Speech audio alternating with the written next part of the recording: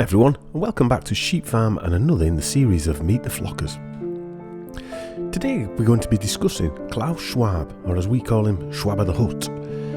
This man is the voice of the Great Reset. He's a sinister looking man, but who is he? We decided to take a deeper look into the background of Schwab to find out. If you were going to choose someone to be the saviour of the world, it wouldn't be someone who looked, talked or acted like Klaus Martin Schwab. But if you were going to choose someone who wanted to cull the population, destroy local and global economies, and terrify people about imminent climate disaster, Klaus Schwab would be the perfect choice. Everything about him says fraud, evil, or Bond villain. The people doing the casting for this shit show are literally taking the piss out of all of us. We all know him as the man behind the World Economic Forum. But what is this global NGO? Who funds it? Who works for it? And what does it accomplish? What is the history of the Schwabs? And who are this freakazoid's ancestors? And are there other Schwabs around the world in influential positions? Schwab always says, "We will own nothing and be happy." But what does he own? And why does he look pissed off all the time? Maybe he owns too much and needs to own nothing to be happy. Schwab is linked to the Club of Rome, and their plan to cull the population is also linked to the Knights of Malta and the Pilgrim Society, who are like Le Cercle.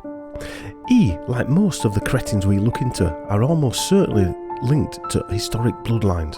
Whatever you think of Schwab, there is no doubt he has been placed in this position by the controllers of this nonsense, and that the heavily funded WEF is being used to nurture future business leaders and indoctrinate them into the methodologies required for the one world government. As usual, I'd like to thank Sam and Lorraine for the help in some of this research. And some of my research is from putting together blogs and available information that's out there in the public domain. So buckle up and hold on as we enter the information abyss yet again. Just who are these flockers?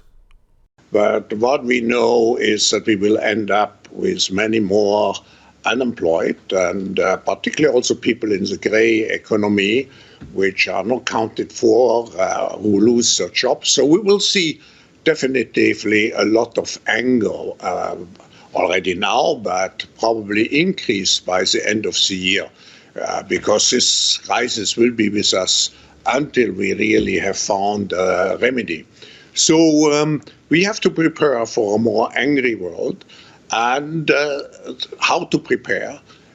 It means to take the necessary action to create a fairer world, to see that we provide everybody with decent access to the health system, that we make sure that those people who are really left behind, and I'm not speaking only on national levels, I'm speaking also internationally. If I see now the tragedy in some of the emerging countries like South Africa, like some countries in East Asia, I think it's all, I don't have too many remedies.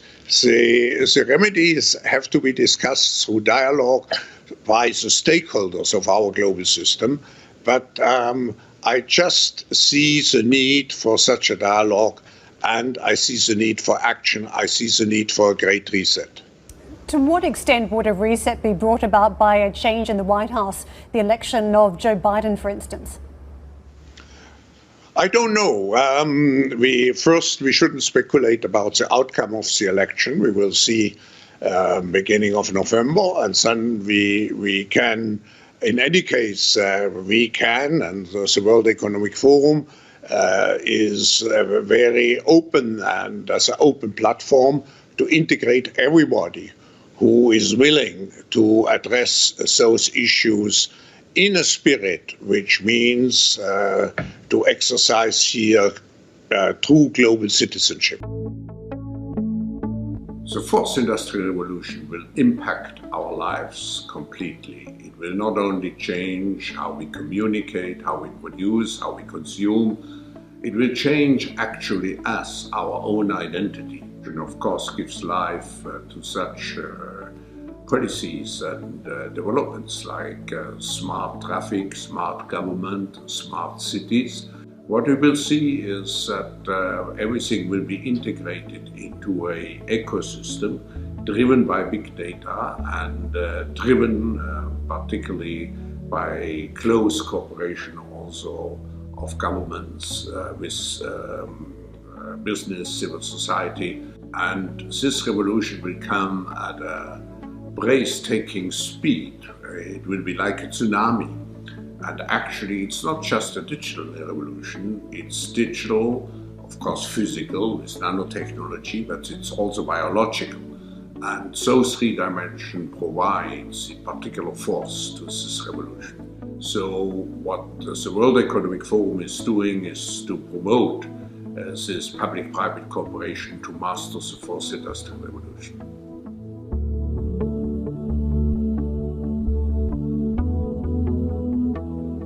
The fourth industrial revolution will have multifold impacts. Of course, every industry will be digitalized, will be disintermediated, and has to define a new business model. But it's not only business which is affected, it's government which has to move over to agile government, it is society as a whole, with the danger of job losses, but also with the need to reskill and upskill people fast. So there's an impact on society. So we will have to prepare very well for this revolution, and I feel that the Asian countries with a relatively young population can manage and master this revolution easier compared to other countries in the world.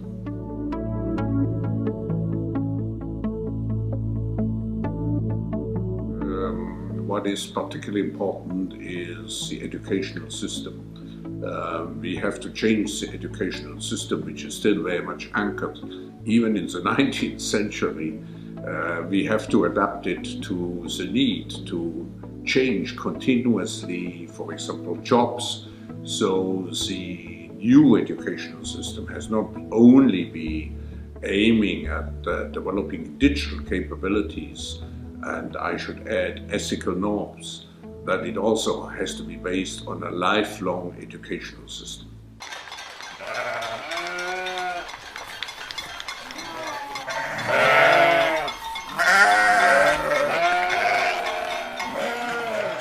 All right, hi everyone. Sorry to put you through those those Schwab videos, but it's necessary homework, I suppose. Welcome back to another Meet the Flocker episode, and this is Sheep Farm 33, a very apt number for who and what we're going to be talking about today. Well, tonight it is. Because today we're going to look into the life and times of the Jabba the Hutt lookalike, Sir Klaus Schwab. Yes, Sir Klaus Schwab. We'll go into that in a bit later. Old Slughead himself, the guy who runs the New World Order gangster meetings at Davos. Please bear in mind that we have not used every little bit of information out there on him. This presentation will be long enough as it is. I think, though, you will all get a good picture of who this man is, who he's backed by, and what their aims are, and a lot more. His life, like a lot of these cretins, is shrouded in mystery.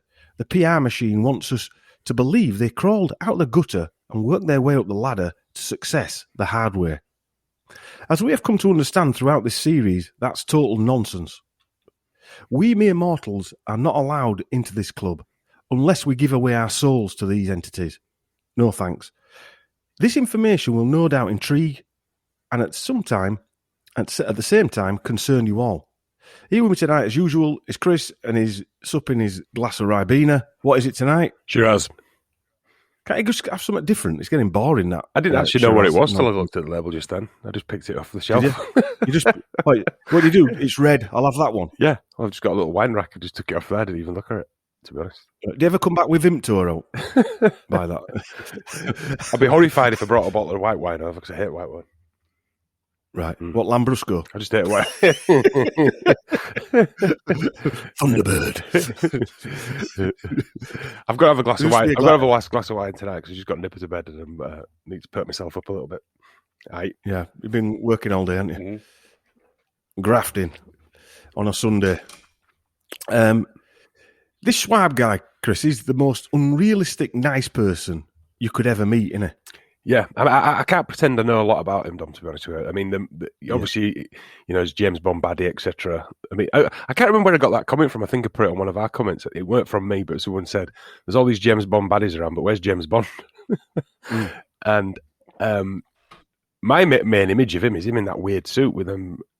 He literally is in a Ming the Merciless suit, like I drew for, what's his name? That Masonic suit, Yeah, what is that? Like a future... looks like something from a 1950s future film, Logan's Run or something, where they walk around in weird gowns.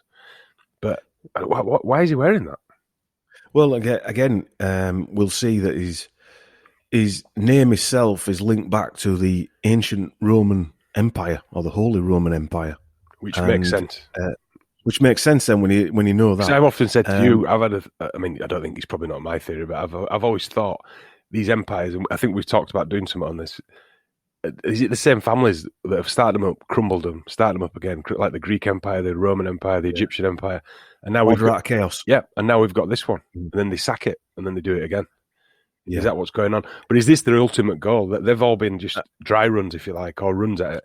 This is the one where it becomes the one world order, if you like. Yeah. The order out of chaos thing, where, like you said, the sack it all, like they did Egypt with the pharaohs and things like that, and they sack it all off and build back better. You don't. Yeah, exactly. You don't. That's where that comes from. You never hear an explanation as to where Rome went there, or where Egypt went, or the Mayans or the Aztecs. They never give you real explanations to it. Where did the Greeks go? They had the biggest empire going. Where did they go? Yeah, they did. Yeah. When you think about it, if you view it like from a business perspective. Although I'm not saying it's just about business, every business gets to a point where it consolidates. Yeah. So maybe they just move on because they consolidate everything. Yeah. And then move on again. Yeah. And if you think about when, like the slave trade going to the Caribbean and the Americas, yeah. Regardless of what we think about that, my views have changed a lot. But they still grew sugar and all the other stuff there. Yeah. And now it's been consolidated, hasn't it? Yeah. So they didn't need all the slaves anymore. Yeah. They've got a machine that does it. They've got so distributing all of it. Exactly, yes. And it was like the banana wars in the 1950s. Banana wars. If it was to have a hazard a guess, this one has been the consolidation of technology, hasn't it? Maybe they needed us all to come up with ideas, and then now they've got it to this point. So we've got his electric cars, we've got his iPhones. Now we can wipe the slate clean, keep them, and wipe the slate clean. Yeah. Yeah, it might be a good talking point for a mint sauce, that one, to be fair, as well, mightn't it, that? Yeah. Right, we'll crack on. There is a caveat to this presentation that there may be other new things that come out of the woodwork that could change things. And also, I've seen, while doing the research on the internet and reading other stuff and listening to people's podcasts and things, they're getting excited of talk that Schwab is related to the Rothschilds. But from the research I've done, I don't think that's true. However, he may be related from a bloodline from the Rothschilds, but that hasn't been identified. I haven't seen any evidence due to major covering up of his ancestors. But we can only go with what we know. If something else pops up, then we'll look at the merits of it. Now, this is the connection that people start getting excited about. When I started looking at it, people were sending me emails saying, "Oh, he's a Rothschild." But this is the connection, and I just want to go through this just before we crack on, just so I had people off at the path saying, "Oh, you've got it all wrong as a Rothschild." I just want to show you this. Some say it was directly related to the Rothschild dynasty. The evidence was from a lady by the name of Marianne Rothschild. This info was taken from that I got from the holocaustcenter.org, and it is an edited down version of an interview done on January 28th, 2003. Marianne was born in 1919 in a place in Frankfurt called Bad Homburg, which is spelled Badhomburg. She was the daughter of Louis and Melanie Rothschild. The population of Bad Homburg was 60 to 70,000 inhabitants, of which approximately 5% were Jewish. Her father operated a banking business in Bad Homburg, and although in the same business and the same town as the famous House of Rothschild dynasty of Frankfurt, the family was not directly related to them. That's what it said on that website, directly related to them. Right, I'll come to that in a sec. Her father was also president of the Jewish community, and her maternal grandfather was the city councilman in Bad Homburg. So quite high up the ladder there. I don't actually buy that part of the story at all. I think by saying she's not directly related, that means there is some kind of relationship there with the House of Rothschild. But this Schwab doesn't come from this line of research. The family was Orthodox Jewish, followed the strict dietary requirements, so they know all this information because of this blog. Followed the kosher diet and observed all the holidays. Miss Rothschild left England in March 1939 with her grandmother to live with an aunt in London. She was in England for about 1.5 years, and then she went to the United States via Canada on October the 4th, 1940. While in New York, she became reacquainted with a guy called Fred Schwab, who she had met and known in Frankfurt. Mr. Schwab had since emigrated to Detroit and was then serving in the US Army. They were married at the end of the war in September 1945, and they had 2 children, Dr. Leslie Schwab and Madeleine Gerish. I take that's a married name. So in summary, this Schwab character married a Rothschild. Sounds like a good story, but it's not the same Schwab as far as I can see. That doesn't mean, though, that the Schwab names are not linked in some way further down the ancestral tree.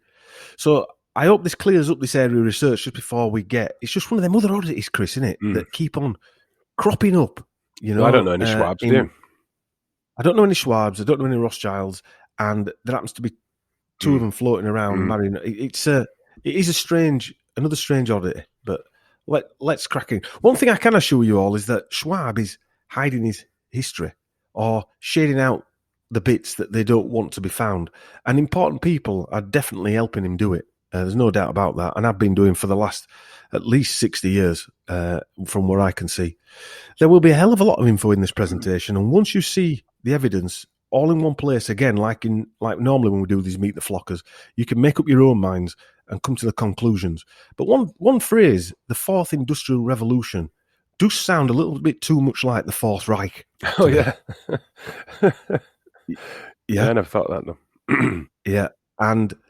You know, that will become clear in this. It's quite one of the surprising things that there were a lot of surprises when I did this. In fact, it's probably one of the most surprising bits of research that I've done through all these Meet the Flockers ones. It came up with another group of people that if Le Circle made the Bilderbergs look like a kindergarten group, this other group makes Le Circle look like a kindergarten group. Right. They're called the Pilgrim Society. Right, I've heard of them. Yeah.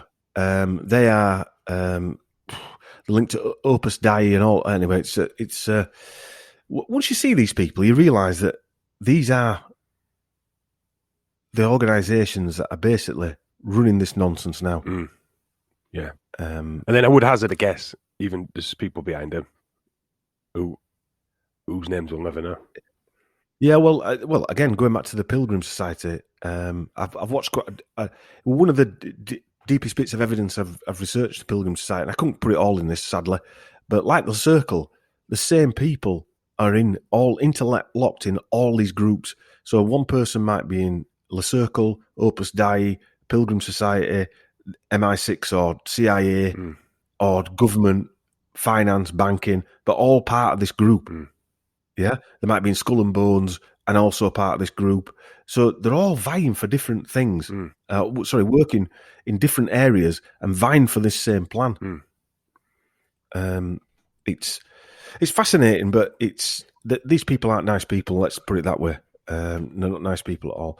So what I'm going to do now in this first bit is do a brief Schwab family history, just to outline and set the scene. So let's set the scene. We're currently at the 20th anniversary, if that's the right word, of 9/11. And really, anybody who wants to know about 9/11, I'm sure a lot of you have. If you haven't read Judy Wood's book, Where Did the Towers Go?, then really, there's nothing else worth reading, I wouldn't have thought, other than that book, or listening to her seminars, really. I've not actually read that book, though. I've watched a lot of seminars, but I've never actually read a book. Yeah, well, I mean, seminars are exactly the same as a book, apart from obviously with a book you've got more detail. Yeah. But anyway.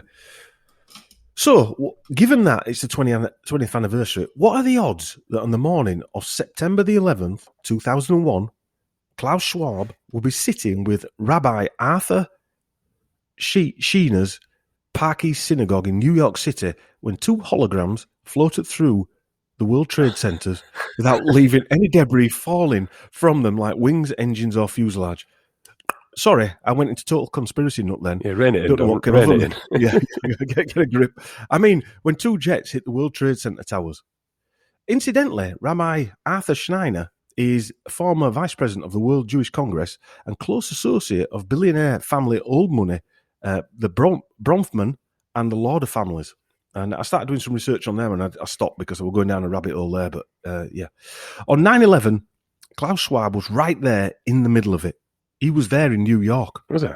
Right. Yeah.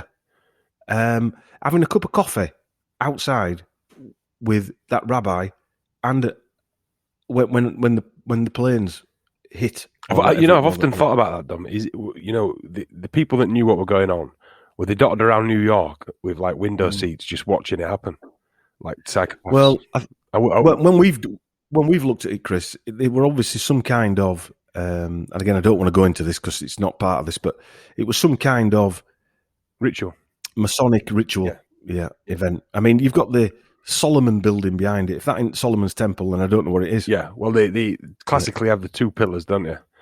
And then the Solomon's temple behind it, and that was the Solomon building. And it's a weird shape as well. I forget what is it. Is it what's the word?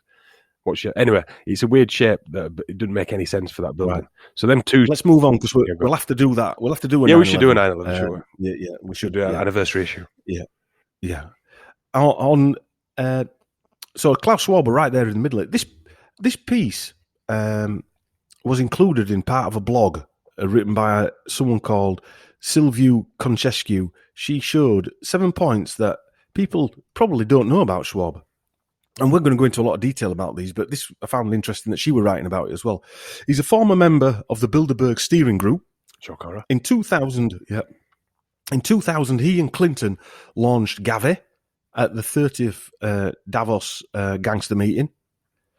Last few years, he's been preparing to step down from the WEF leadership, which will be taken over by a team of people, not just one, which will probably headed up by his children, his son and his daughter. Schwab is also very involved with another elite organisation that studies how to change the Universal Declaration of Human Rights so they can harmonise it with the globalist agenda that includes a global citizenship, among others. Yeah. And as I said, he was present to watch 9/11 and watch the drama unfold, or satanic ritual, as we just said. Schwab decided to commemorate the world disaster by moving his forum, traditionally held in the Swiss ski resort of Davos, to New York City. Another point is, Schwab was already at Globalism 4.0 during the World Government Summit of 2019. Did anybody even know there was a World Government Summit? No, I didn't. I started going down that rabbit hole as well. He also got an award from China for promoting China's economic exchanges and cooperation. Right. China the enemy. Yeah. Bear in mind, this guy's been knighted. Mm. Yeah, and I'll come on to that we'll go into that in some detail. A picture from the Jewish Telegraphic Agency from a piece written by Rachel Ponderance in 2002. The picture shows Klaus Schwab, Rabbi Arthur Schneider Center, and Israel's chief Ashkenazi Rabbi Yisrael Meir Lau. They're lighting candles at Ground Zero, an Hollywood brand name for the two black cubes where the towers once stood. Why is this picture significant? Well, there is evidence that Schwab's birth mother was actually Jewish and left Germany in quite a hurry in 1938 with her first son, Hans Ernst Schwab. She went to the US. Schwab's father was called Eugene. Interesting, short for eugenics. Yeah, Eugene William Schwab and Schwab's birth mother, Emma Gisela Tekelius Killan, according to German records, were married on October the 2nd, 1926, and Schwab's older brother, Hans, was born in 1927. This evidence was from a search on Ancestry.com by Anonymous Patriots in March 2021. A copy from their marriage certificate, which I've seen in 1926, says her father was Fitzkillen and her mother was Emma Killen.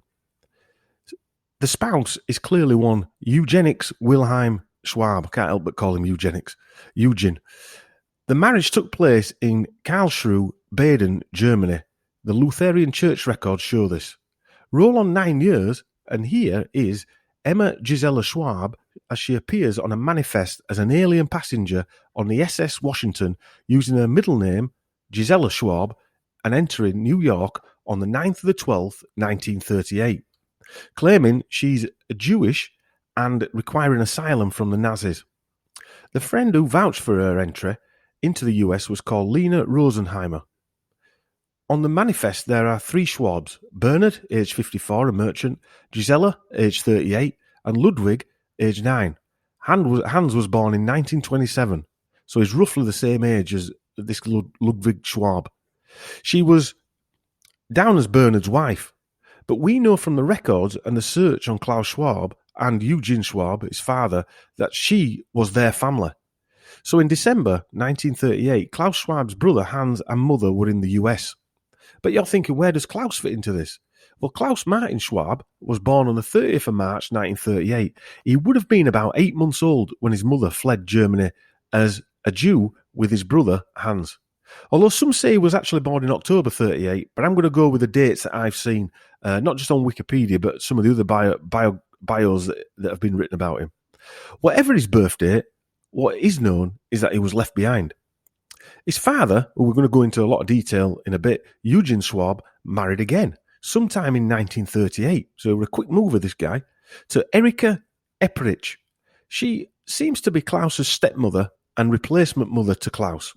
But if Klaus's mother was Jewish, this would make Schwab half Jewish, which explains why he was close to those rabbis on 9/11. Mm. So new identities needed to be organised to fit in with the ideals of the National Socialist Party. You see, his father, Eugen, was working for Swiss machine manufacturer Escher Weiss, which made equipment for the Nazis. And they also had a factory in Germany where Eugen would become the boss. So he needed to clean up his act. There is some talk that Schwab, as I said, was part of that Rothschild family. But, again, there is no evidence there, in my opinion. I'm going to go into a lot of detail later on the individual people that we've just talked about here. This is just a taster. What's the thoughts before we go on, Chris? No, nothing to say there. Don't. To be fair, just listening, because this is all new to me. By the way, I've not gone through this. I'm listening as much as anyone else is. Yeah. So let's get into Klaus Schwab.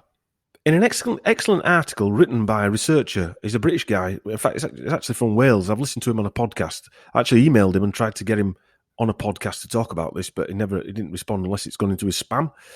The title read, Schwab Family Values, and asked the question, is the real Klaus Schwab a kindly old uncle figure wishing to do good for humanity, or is he really the son of a Nazi collaborator who used slave labour and aided Nazis in efforts to obtain the first atomic bomb? A good title, that one. So as you can see, there's a lot of information just in that one short paragraph there, that title, that tells you a brief story about where we're going to be going with this. It did cross my mind just briefly, when you were on about that. Maybe we've got it all wrong. Maybe Schwab's got all his best interests at heart. No, it did cross my mind, seriously. It did cross my mind just for a minute. I thought, maybe we've been double bluffed. Maybe, but then I hadn't read this yet, so kind of... Yeah, maybe we haven't been double bluffed at all. The outfit speaks it all for me, to be fair. Well, have you seen that outfit with his nads out? Yeah, yeah. So beach. I mean, we've all run around in that wedding dresses with his nads out, haven't we? Well, I think so. Yeah. If we haven't, we want to. Yeah, I want to, especially on a beach. I could think, just sit reading a book. I think that'd be my thing. Anyway, since the beginning of the World Economic Forum in 1970, or as it was known back then, the European Management Forum, the PR machine behind Schwab has been in full swing, persona building, and long before that too, probably all his life actually, definitely since meeting Henry Kissinger. That's right, Henry Kissinger. There must They must keep tabs on these sort of bloodlines. Would it Fritz Springmeier who said that, Chris? Yeah. Without being vulgar, the bastard sons, the bastard children. We've talked about this, and I think it's like in the old days, when the king had his castle and he'd had a dalliance with a peasant or whatever, Maiden. or a maiden, had the kid or had the children with him, and continued to look after him even though he had nothing to do with them, kind of thing. That's the way I visioned it, anyway. But I think Fritz Springmeier went on about that. Clinton was one, wasn't it? I think Clinton was one. Yeah, Clinton. Yeah, it happened when, like in slave trade as well, didn't it? Where the slave owners had black kids, and they looked after them like their own, in secret almost. Within secret, So, as we know, this Bond villain lookalike is the chairman of this group of bandits who are deciding the future of the world, or have already decided the future of the world when they get together. So, Klaus Martin Schwab was born on the 30th of March 1938. The numerology is off the scale on that one. He is a German engineer and economist, best known as the founder of the WEF. His wife, his former assistant, bollocks, and collaborator is called Hilde. They co-founded the Schwab Foundation for Social Enterprise together. Oh, isn't that nice? I put a video on of her. So there were some good comments about that on there. She looks like one at Munsters. Right. They married just after the first WEF meeting in 1971. She's from, surprisingly enough, Chris, a very prominent, wealthy German family called the Stoll family, and daughter of Gottlieb Stoll, co-founder of privately owned Festo. Uncle Festo, which has revenues of over €3 billion a year, and whose family still sit on the board. And we'll go into a bit of detail about Festo. You'll be some interesting stuff about that company. Schwab obtained his high school diploma from Ravensburg, another interesting town in Germany. He graduated as a mechanical engineer from ETH Zurich, the Swiss Federal Institute of Technology, in 1961. No numerology there either. Then gained a doctorate in engineering from the ETH Zurich, a doctorate in economics from the University of Freiburg in 1962, and a Master of Public Administration degree from the John F. Kennedy School of Government at Harvard University. Klaus's younger brother, Urs Rainer Schwab, graduated from ETH Zurich as a mechanical engineer too. Bit of a jump, mechanical engineer and economics professor, isn't it? It's a totally different thing, isn't it? It was while he was at Harvard in 1967 he met and was taught by the man who would become his mentor. He would say that this man was among the top 3 to 4 figures who had most influenced his thinking over the course of his entire life. This is probably a major understatement in my opinion, as the person he was talking about is no other than Henry Kissinger. Described as a 15-year-long mentorship by the Rockefeller man and New World Order operative Henry Kissinger.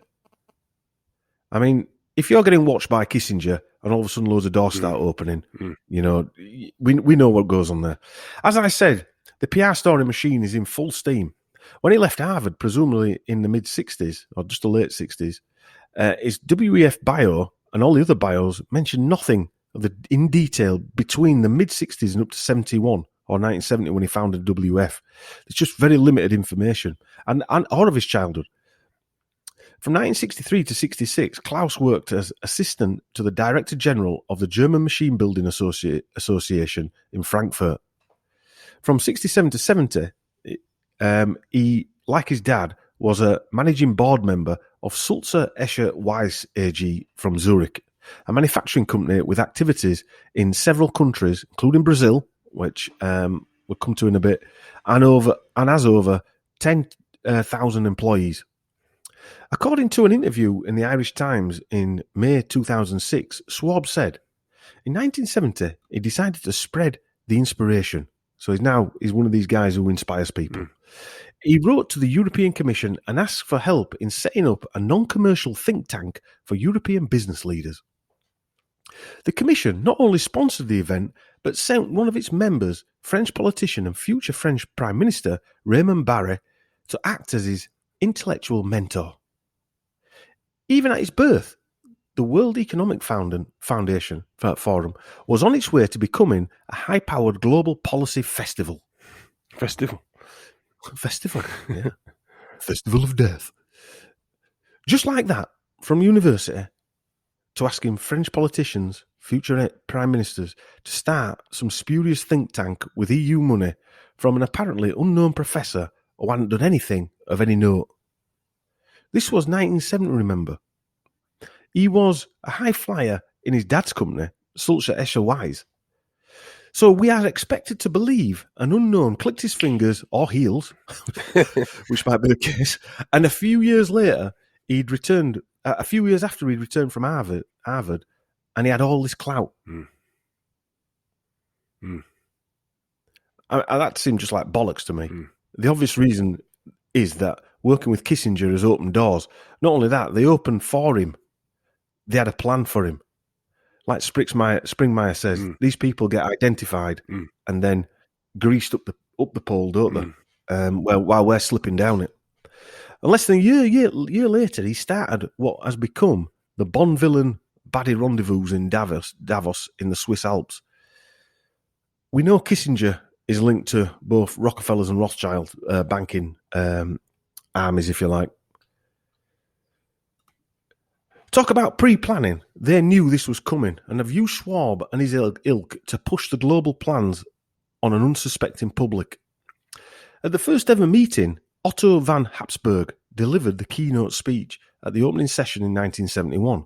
Von Habsburg was the last crown prince of the Austro-Hungarian dynasty from 1916 until the dissolution of the empire in April 1919. He was also, if you remember, in the Zawi presentation, a member of Le Cercle. In fact, I think he was one of the founding members. He's also a member, or was also a member of Opus Dei and the Pilgrim Society, as was Kissinger.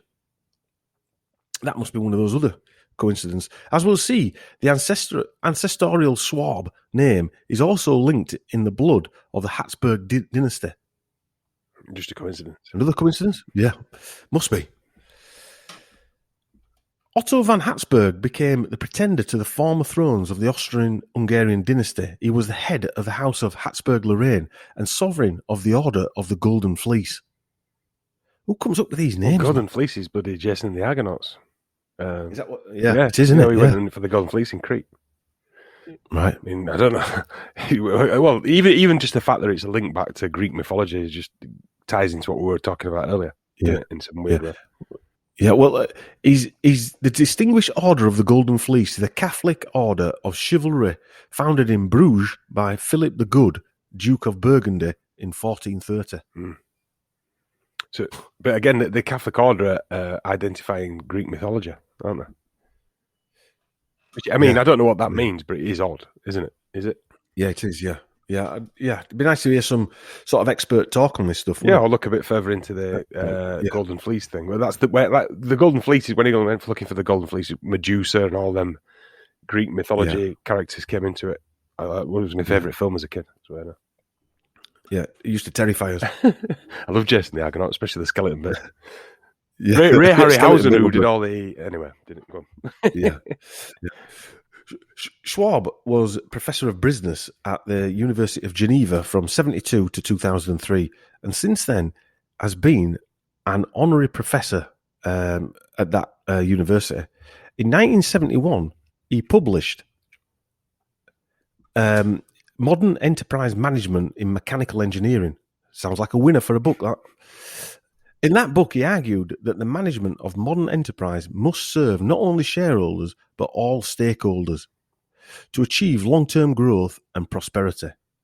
In 1998, Schwab and his wife founded the Schwab Foundation for Social Entrepreneurship, another NGO based in Geneva, Switzerland.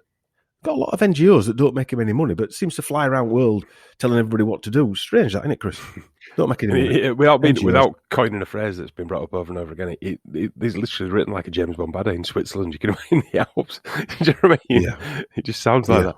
And also that company Festa, I know we said it jokingly, Festa, but festering is like a septic wound, isn't it? Yeah, festing. It's a weird. What I mean is, it's a weird name to come up for your business. If you've got a company, you're going to call it Festa, festering like a septic wound, knackered wound. festering wound. Yeah. Anyway, sorry. In 1998, Schwab and his wife founded the Schwab Foundation for Social Entrepreneurship, another NGO based in Geneva, Switzerland. In 2004, Schwab created another new foundation using the £1 million prize he won from the Dan David Prize he received that year from Israel. So we're going back to that. Yeah. The Forum of Young Global Leaders aims to create a dynamic global community for exceptional people, or people that agree with the regime, under 40-year-old, with a vision, courage, and influence to drive positive change around the world. I wonder what that means, Chris. Positive change. Our way or nowhere. Yeah, our way or nowhere, yeah. In 2011, he founded the Global Shapers Community, a global network of local communities or hubs of young people, aged 20 to 30, who are exceptional in their potential achievements and drive to make and contribute to their communities and wear wedding gear with the nads out. It's just amazing how they make these things sound extra positive, don't they? Yeah. There's a load of words and a load of nonsense that slightly bore you, but underneath it, he's trying to say this is super positive. But you can imagine the amount of work that's gone into this. At some universities, there will be courses for that type of thing. Training the little brown shirts, basically. Yeah, exactly. Training the brown shirts. Yeah. And a global brown shirt. Well, all right, I've used the word global. I know I'm getting a load of grief from that word, but the worldwide brown shirts. Yeah. Training the little Nazis. In 2015, the World Economic Forum was formally recognised by the Swiss government as an international body. Oh, great! Thanks for that. Yeah. So like the nonsense going on now, as soon as it gets identified by somebody, then it's all right. Just carry on. Yeah, it's all right to get your 12-year-old arm speared because the government body has said it's all right. Who the fuck are these people? I know. Who the flock are these people? If they've come out and said though that kids only need one arm spear, not two. Right, because they're littler, because they're smaller. Yeah. Can't make this stuff up. No. Since 1979, he has published the Global Competitiveness Report, an annual report assessing the potential for increasing productivity and economic growth of countries around the world, written by a team of economists. The report, based on the methodology developed by Schwab, measuring methodology. Methodology. No, the report, based on the methodology developed by Schwab, measuring competitiveness not only in terms of productivity but also based on sustainability criteria. This is where it starts getting funky. There's that word again, sustainability, which basically means less humans required or human cull. We're all right. Screw you. Yeah. He has authored and co-authored several books, including The Fourth Industrial Revolution, or the Fourth Reich, 2016, Shaping the Fourth Industrial Revolution, 2018. Did it again? With Nicholas David. Yeah, he's done it again. Nicholas Davis is an innovation expert and has worked with governments, international firms and civil society organisations to collaborate on global issues. So this is the guy that helped him write this Shaping the Fourth Reich Industrial Revolution. It all sounds weirdly familiar as well. It does, yeah. Innovation expert and worked for local governments, international. Yeah, exactly. Please hit me on head with a sledgehammer. Davis is the former head of Society and Innovation at the World Economic Forum and a member of the Executive Committee. He led the forum's thought leadership on the concept of the Fourth Industrial Revolution, which focused on how new and emerging technologies and transforming industries, labour markets, societies and governments. Well, do you know what immediately springs to mind there, Dom, is the electric car. I mean, I know they've talked about it forever, and they were obviously invented in the 1930s anyway. But now, and before that, Chris, before that as well. I mean, now they've pushed it, haven't they? And I was looking at some designs for him, and he's basically a skateboard on wheels, and they just build the chassis on top. So he was saying, and he's related because new concepts and emerging technology. They've had that in their sidelines for God knows how long. Chris, I remember in 70s. Fired it out now, though, aren't they? And they were basically saying, in fact, it's a skateboard, and the companies are just going to build the chassis. Well, I can't remember having a bike in the 70s. Well, you probably can't. You might have been a bit young back then, but I had a dynamo on it for lights. Oh yeah, Yeah. So yeah, more yeah, you pedal, yep, I had one of them. more Yeah. you pedal. Yeah. Simple. Nobody's talking about dynamos, are they? No, very simple. But again, I mean, all of a sudden these cars are just appearing left, right, and centre. It's illegal to have a normal car. If you buy it, you can't buy a normal one after 2030. And all of a sudden, all these Tesla electric, I've talked about this before, all these electric things just turn up in all these service stations. Yeah. It's just instant. Yeah. It's happened during Instant, lockdown. yeah. These things have been implemented. And that is Yeah. a big, I think that's the boldest step of the new normal, if you like. Well, it's probably they've implemented it while we've all been asleep or while we've all been stuck at home or whatever. It's probably the most noticeable, obvious, from a visual, visual sort of aspect. We want you to drive electric cars. You will drive them. You've got no choice, and we've put the things in place already. Yeah, and everyone will be happy and own nothing. Yeah. And everyone will be sniffing their own farts because they feel so eco-friendly. Forget where the energy comes to power the car. It's over there, so it's fine. It's fine. Yeah. Another book he wrote was 91 Divok, or COVID-19, The Great Reset, in 2020 with Thierry Malret. Now, Thierry Malret is a co-founder and principal author of the monthly Barometer, an analytical and predictive newsletter on macro issues for high-level decision makers. Again. Do you understand that, Chris? Yeah. You might as well just write bollocks. You are blinded by words. No, shut up. Yeah. Previously, Mr. Malret had founded and headed the Global Risk Network at the World Economic Forum. That's surprising. He works for in Davos, Switzerland. For a number of years in succession, he conceived and put in place the program for the annual Davos meeting and spoke at global industry and regional events. It's called Pushing the Mantra. His other professional experience includes investment banking, surprise, surprise, as chief economist and strategist for a major Russian investment bank and as an economist for the EBRD in London. Think tanks and academia, both in New York and Oxford, and government, with a 3-year spell in the Prime Minister's office in Paris. So these are the people that work for World Economic Forum, helping him write these books.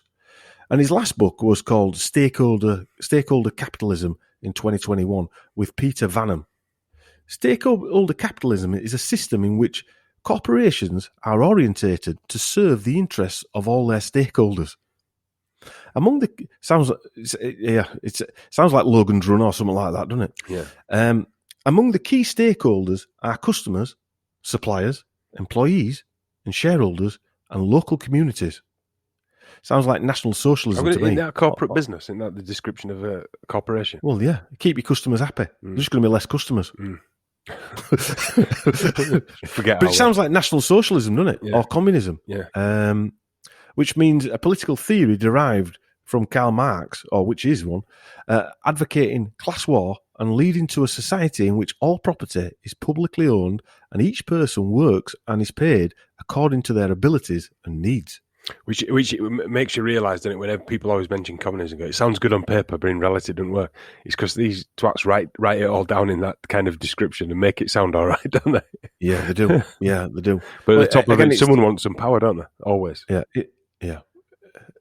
Peter Vanham, the guy who helped him wrote that book, is the head of communications chairman's office at the World Economic Forum. He's an economist, an entrepreneur, and freelance journalist for the Financial Times. The barn wall writer, journalist, entrepreneur, all the same name. Yeah. Schwab has championed the multi-stakeholder concept since the WF's inception. So he's been banging on about this for over 50 years. This is where you will own nothing and be happy comes from. The shareholders, otherwise known as the elites, own everything, and we, the stakeholders, which means plebs or peasants, will own fuck all. And we will enjoy our servitude because we will be drugged out of our brains to know any different, just as Huxley said. And all those that disagree are insane or locked up. That is literally the intro to Brave New World. Yeah. I mean, like I was saying to you before, we've had 1984, or we're in the middle of 1984, and now we're entering Brave New World, aren't we? Where, yeah, you'll be drugged out your brain and you'll be happy, which is, yeah. Yeah, well, no, you're right. That is, again, you see people. We're living in an insane asylum, aren't we? Open air insane asylum. Yeah, because I was thinking today that people are walking around in adult bodies, but they've actually got children's brains. And quite noticeable as well, isn't it? Well, it is noticeable. If you're still wearing a diaper on your face, it is noticeable, isn't it? Schwab, as publisher of the World Economic Forum's 2010 Global Redesign report, postulates that a globalized world is best managed by a coalition of multinational corporations, obviously because they're in it not for their own interests, but for our interests, aren't they? And governments, including through the United Nations system, because they just sell children into prostitution, so why wouldn't they be included? And select civil society organisations. There's a lot of breaking down in that sentence. Yes, there's a lot to break down in that. Select. It's that word select again. Goes very eugenics. Global redesign. Yeah. Global redesign. Carbon zero. It argues that governments are no longer are the overwhelming dominant actors on the world stage. Fucking hell. Actors. That's quite a statement, isn't yeah. it? So they didn't have the power to start with. That's what they're basically saying on the world stage. They are no longer the overwhelming dominant actors. Yeah. Actors as well. I know. And at that, the time has come for a new stakeholder paradigm of international governance. So this was back in 2010, did I say? The World Economic Forum's vision. Why have they got a vision? Yeah. Who voted these lot in? Yeah, why can't we be involved in the vision? Yeah. Includes a public-private UN in which certain specialised agencies, brown shirts, would operate under joint state and non-state governance systems. You don't need to be clever to know how that works, do you? No. It's called 24-hour surveillance. Yeah. According to the Transnational Institute, the forum is hence planning to replace a recognised democratic model with a model where a self-selected group of stakeholders make decisions on behalf of the people. Self-selected. These words that these people are using they were used 80 years ago, or whatever it is, and people read Nuremberg trials for them. Yeah. But the thing is, though, is the fact that these documents are produced are so boring and so wordy, and no one, and also sugarcoated to sound all right. Yeah. But when you only have to read just under the lines to realise that it's evil. Yes. Yeah. And it's a dictatorship. Well, it's actually worse than Hitler because he wore his heart on his sleeve. Yeah. These people are drugging people via whatever water system, etc. I think Nazis and pretending they're nice. I think I've always thought, right, Dom, that the Nazis and communism, capitalism, if you like, and democracies like anyism. I think they were all just trying it out, and I think what they've done, I think what has happened over the last 100 years, they've tried all these systems out, and then they've just consolidated it into one. There's that word again. Consolidation. But like you would do in a business, you take all the best ideas from each one and you put it into one system. Yeah, and the system is this. Yeah, but it only works for the best ideas to make it work better, but it don't work better for the people they're telling it's going to work better for. No, I don't give a shit about us. But what I mean is, that what they've realised is communism works because no one trusts it. What you need is the delusion of freedom, and that's where we are. Communism and fascism with the delusion of freedom. That you're making the decisions. It's your choice. Yeah, it's your choice whether you do this or that. Even now with the arms spear, it's still your choice. Yes, but even though it's getting very big, it's getting very Nazi, very sinister. Yeah. But they give you the delusion that it's still your choice. Everyone can do what they want, But if you don't, you're selfish, and you won't be able to go. And you won't be able to go to a restaurant or go on holiday or whatever. But you can do what you want. You've got the choice. You've been offered. Yeah. You've had the offer. Yeah. This is again. It is an offer. That's what they're doing. They're giving you an offer. But they realise agree to it, or you don't agree to it. Yeah. But they realise the boot on the face doesn't work because it causes revolts, doesn't it? Yeah. So they need to, coerce you. Yeah. The think tank summarises that we are increasingly entering a world where gatherings such as Davos are a silent global coup d'etat. So this think tank is like a something that we'd like to read. I read it, and they're against the World Economic Forum. Yeah, to capture governance, while Schwab has declared to see exclusively high management salaries as no longer sociably acceptable, his own salary of about 1 million Swiss francs is all right. Swiss Radio and Television Corporation, SRF, reflected this salary level in the context of ongoing public contributions to the WEF and the fact that the forum does not pay any federal taxes. So he gets paid 1 million and don't pay any taxes, don't the World Economic Forum. Swiss journalist Jürgen Dunsch criticised those financial reports of the WEF as an institution headed by Klaus Schwab were not very transparent. Oh no, he's very transparent. He's trying to help people, since neither income nor expenditures were broken down. During the earlier years of his career, he was on a number of company boards, including the Swatch Group. You used to have a Swatch, didn't you? I did, yeah. The little Chinese symbol. Yeah. The Daily Mail Group and Vontobel Holdings. And I just did a bit of research on who Vontobel Holdings are. Quite interesting.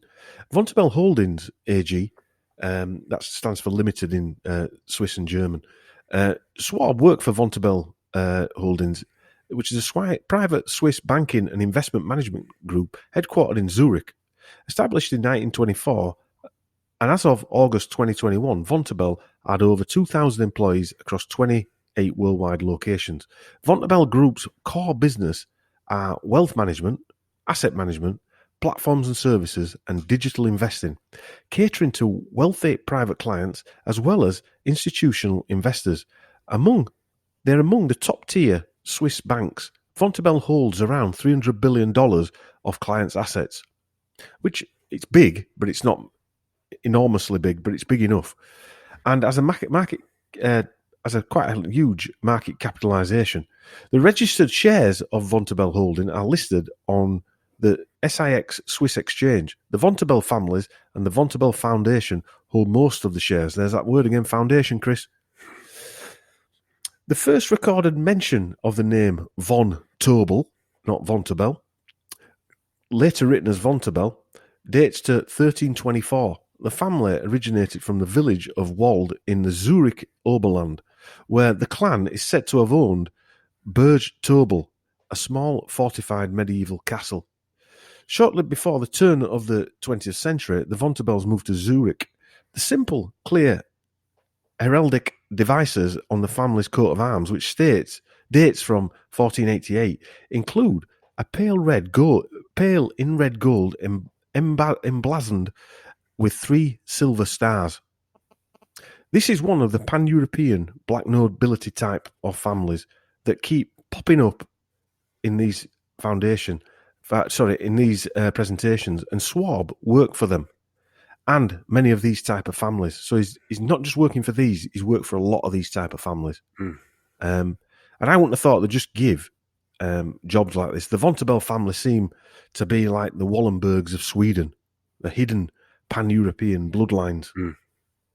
And these guys seem to just move in between these, going back to what you were saying about Kissinger and things like that. I mean, he's probably an upper echelon, more further up the ladder than Schwab, but they just seem to move like a revolving door around these like snakes, don't they? Yeah. I mean, who is Kissinger? Where's it? Where? I know. Who is it? Well, if he, I know you're being general there, you know who he is, but yeah, where he were plucked by the Rockefeller family, right? You know, and he were utilised. He was a professor at a university.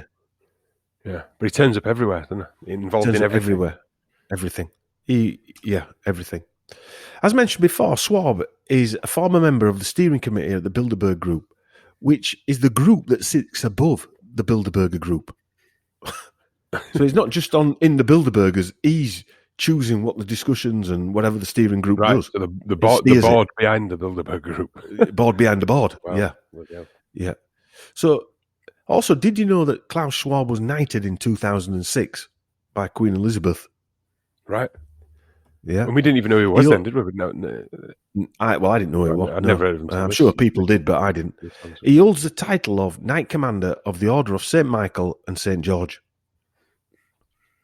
which is the most distinguished Order of St. Michael and St. George, is a British order of chivalry founded on the 28th of April 1818 by George, Prince Regent, and later King George, while he was acting as regent for his father, King George III.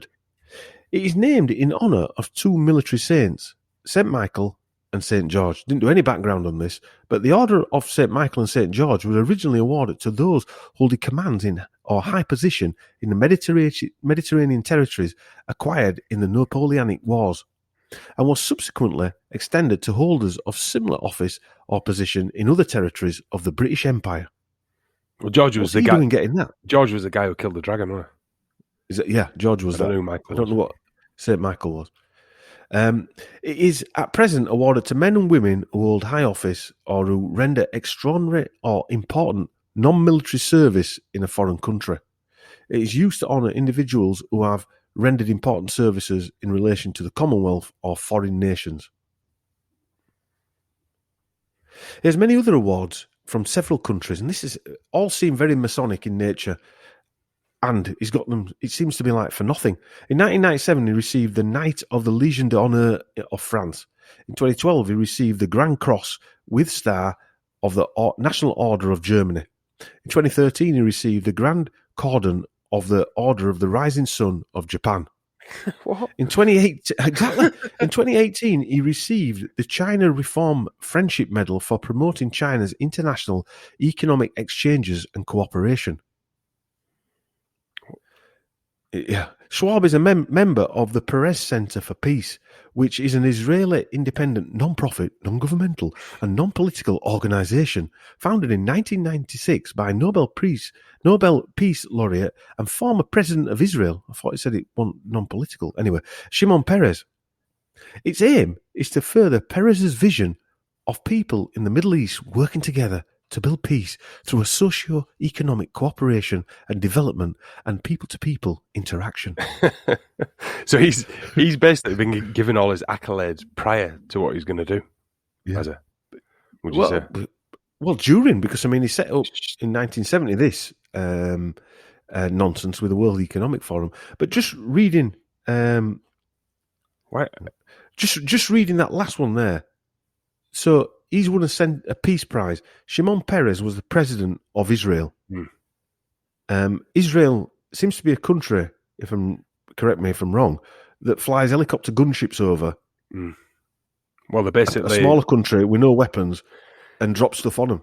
I mean, if there's not a bigger, explanation of genocide there, I don't know what is, do you? But you're not allowed to say anything against them because if you do, you're an anti-Semite.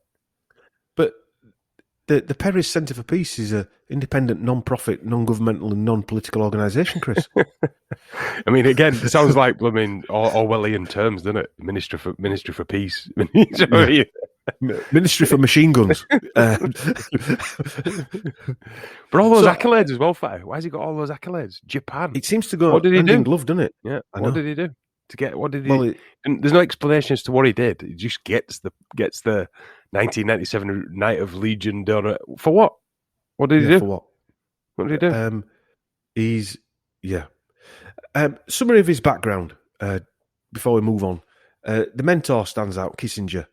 Kissinger, and he's also got close links to the Circle members, Opus Dei members, Boba Fett. Knights of Malta.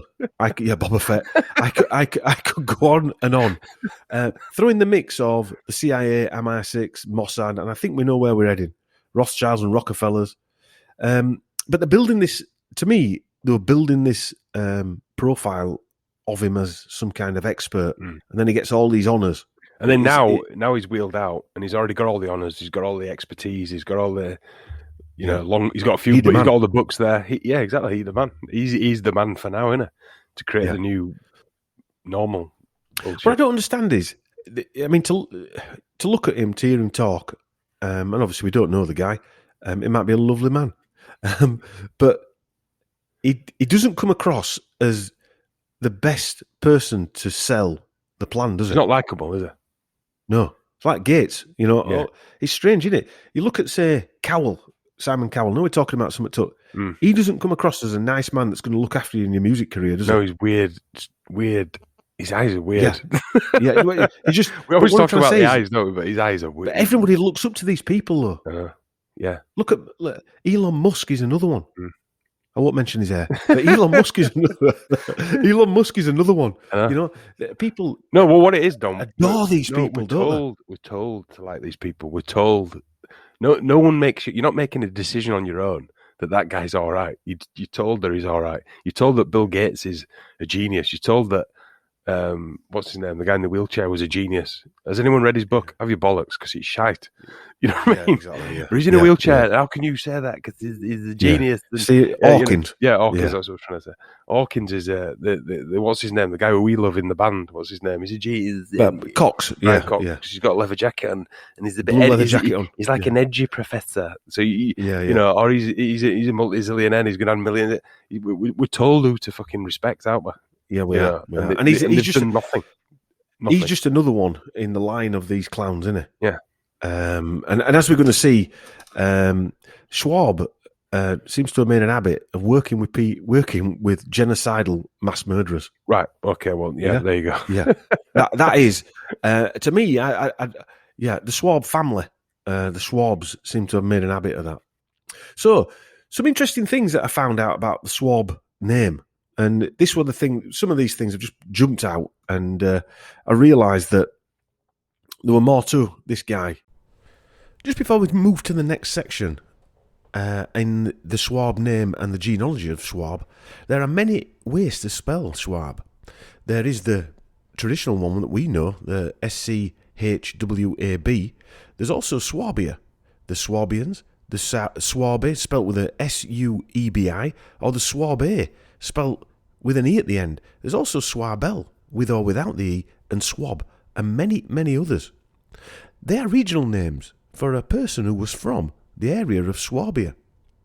They are German-speaking and speakers of Swabian German. So we're going to go into the Schwab name, the Dukes of Swabia, the Duchy of Swabia, and the place called Swabia. As I said, this is one of the most interesting parts of the whole presentation. This is where you realise that Schwab is part of a huge play unfolding.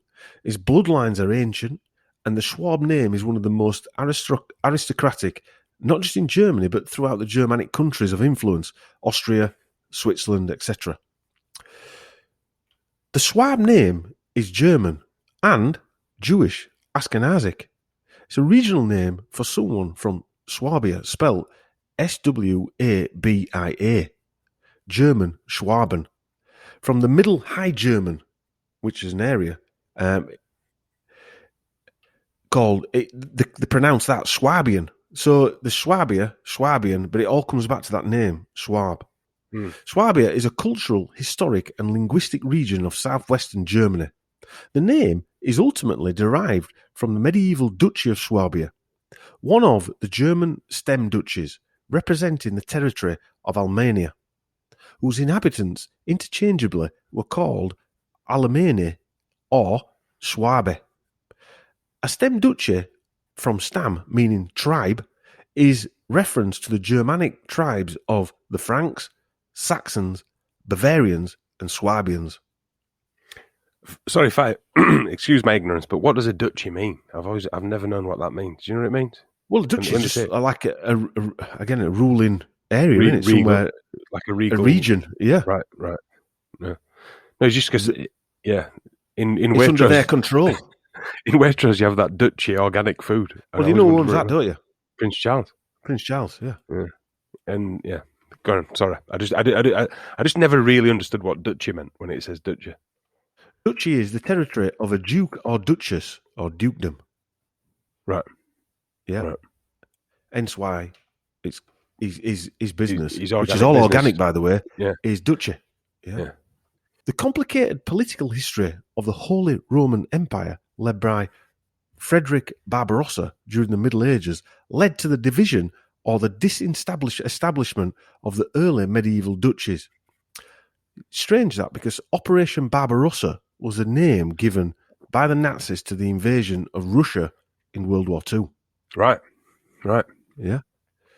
The region takes its name from a Germanic tribe recorded from the 1st century BC in the Latin form called Schwabe or Sueve. It was an independent duchy from the 10th century up until 1313, when the territory was broken up. The Dukes of Swabia were the rulers of the Duchy of Swabia, that answers your question there, during the Middle Ages. The Swabia was one of the first 5 stem duchies of the medieval German kingdom, and its dukes were thus among the most powerful magnates of Germany. The most notable family to rule Swabia was, Hohenstaufen family, who Not bad. didn't do too bad there, who held it with a brief interruption from 1079 to 1268.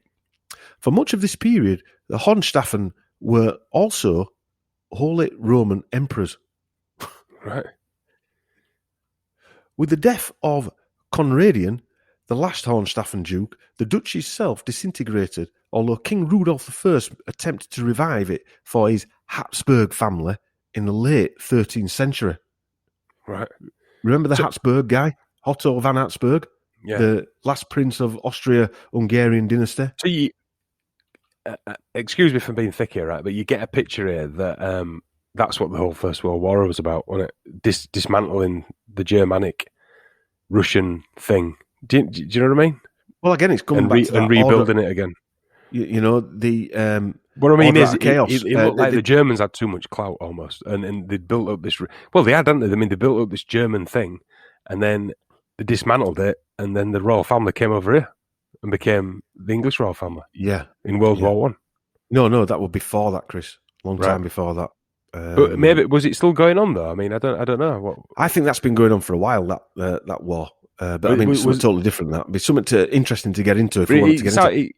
Just sorry, quickly though. It just sounds like it was a dismantling of a system, an infighting between these elite families, if you like. Definitely. And the outcome was the First World War. I've read some good books on that. I forget the guys' names. 2 guys wrote 2 excellent books. Anyway, we'll have to come to that at some other point. Yeah.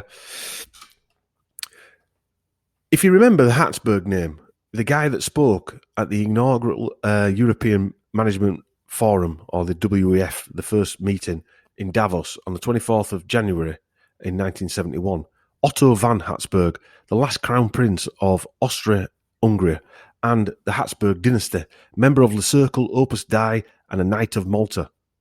Right. So the Schwab name and the Schwab area is linked to the Habsburg dynasty and the Holy Roman Empire.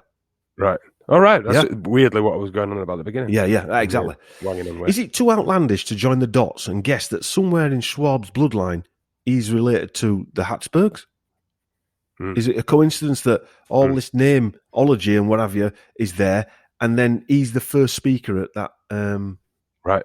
So it was first meeting in Davos. Yeah. Right, yeah. The House of Habsburg, also known as the House of Austria, was one of the most prominent royal houses of Europe in the second millennium. The throne of the Holy Roman Empire was continually occupied by the Habsburgs. Right. You can't even make this stuff up, Chris, if you wanted to. No. Don't need to do. No. The name, there's lots of pictures on of Swabia, the Duchy of Swabia, and the size of it where it is in Germany. And the name refers to an area between the Swabian Jura, Lake Constance, and the Lech. I don't know where that is.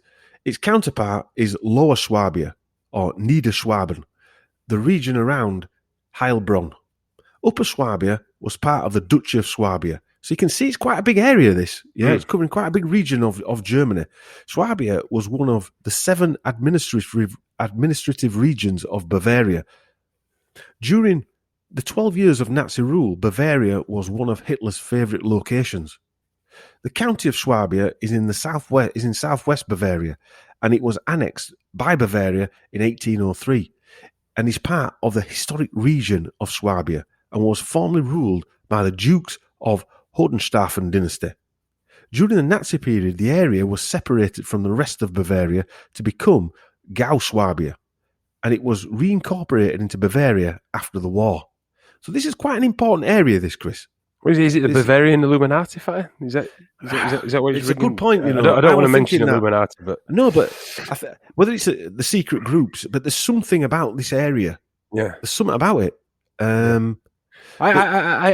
mean, just as a woman, I guess when we're on about empires going in and there, I think they did. Did they go from Egypt to and end up in Bavaria? Is that what happened? Or is it Europe? Is it Europe itself? Just the entire region? Did the split? Did the split? And some went there, some went. We'll never know that. But like you said, Bavaria pops up over and over and over again. Over and over again. And the Swabian Jura, sometimes also named the Swabian Alps, so that's in quite a big area in English, is a mountain range in Baden-Württemberg, Germany, extending 220 kilometres from southwest to northeast. It is named after the region of Swabia. So here we go again. They're actually Swabian Alps. Right.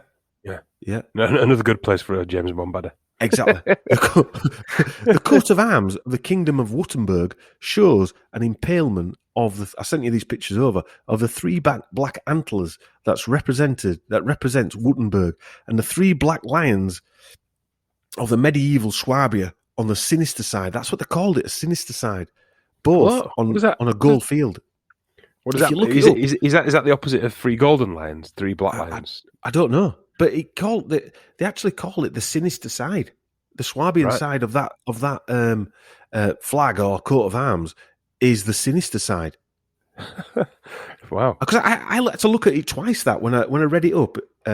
All I can think of all that makes me think of is the Golden Lions of England, and you've got the Black Lions.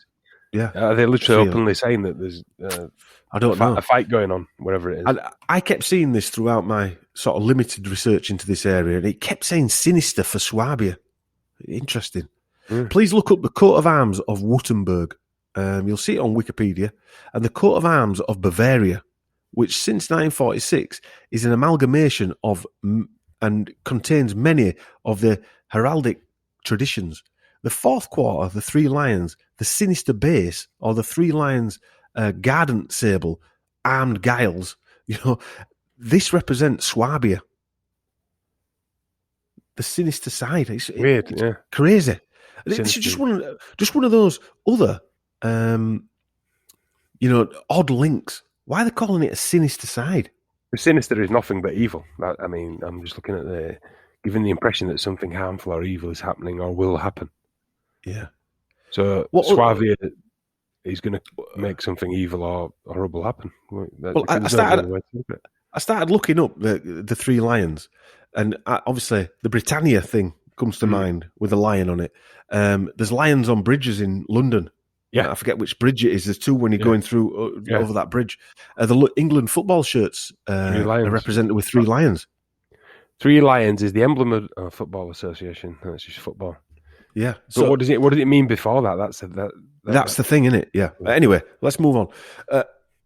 Upper Swabia has been populated since the Neolithic age.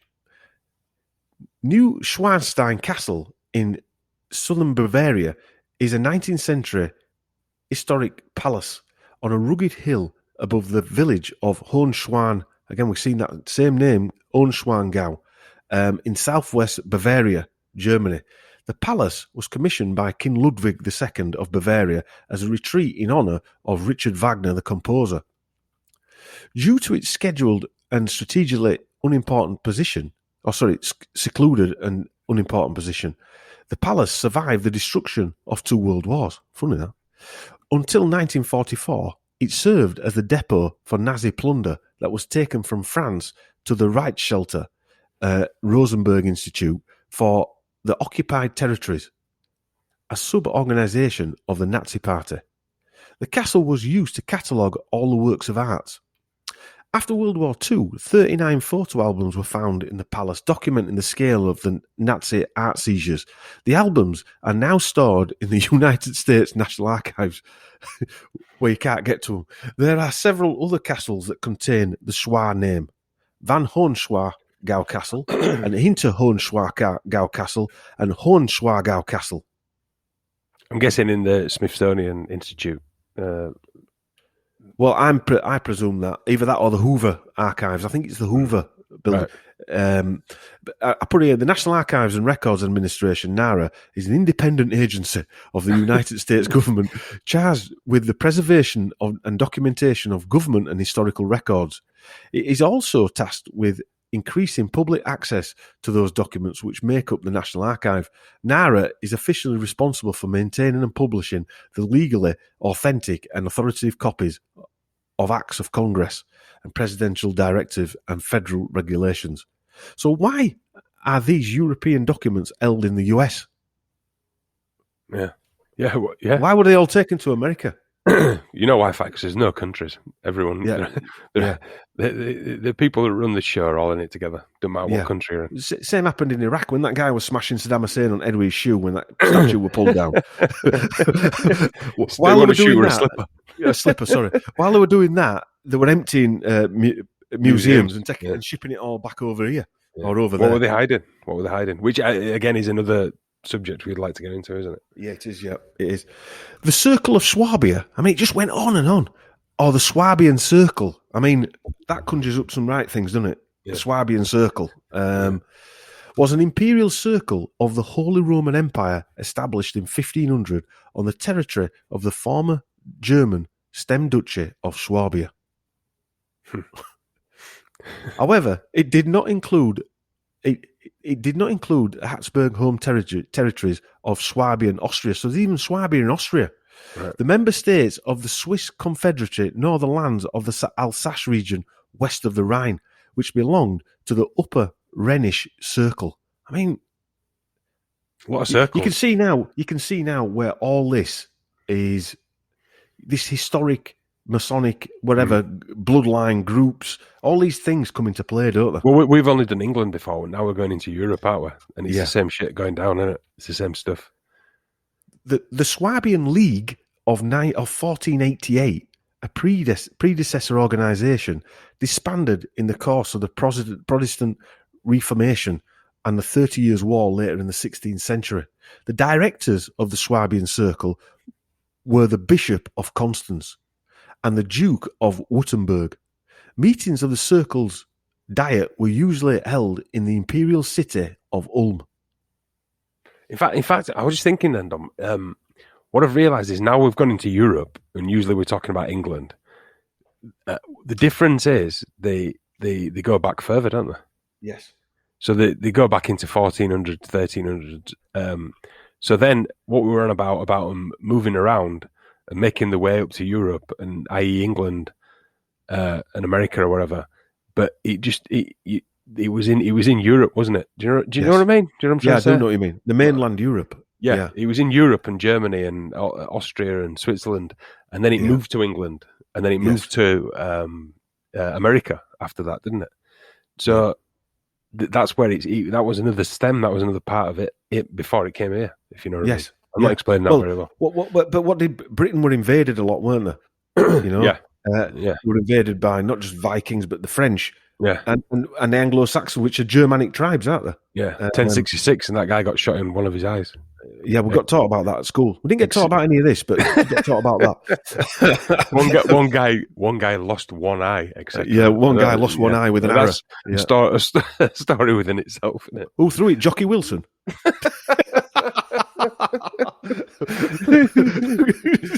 Daley Thompson.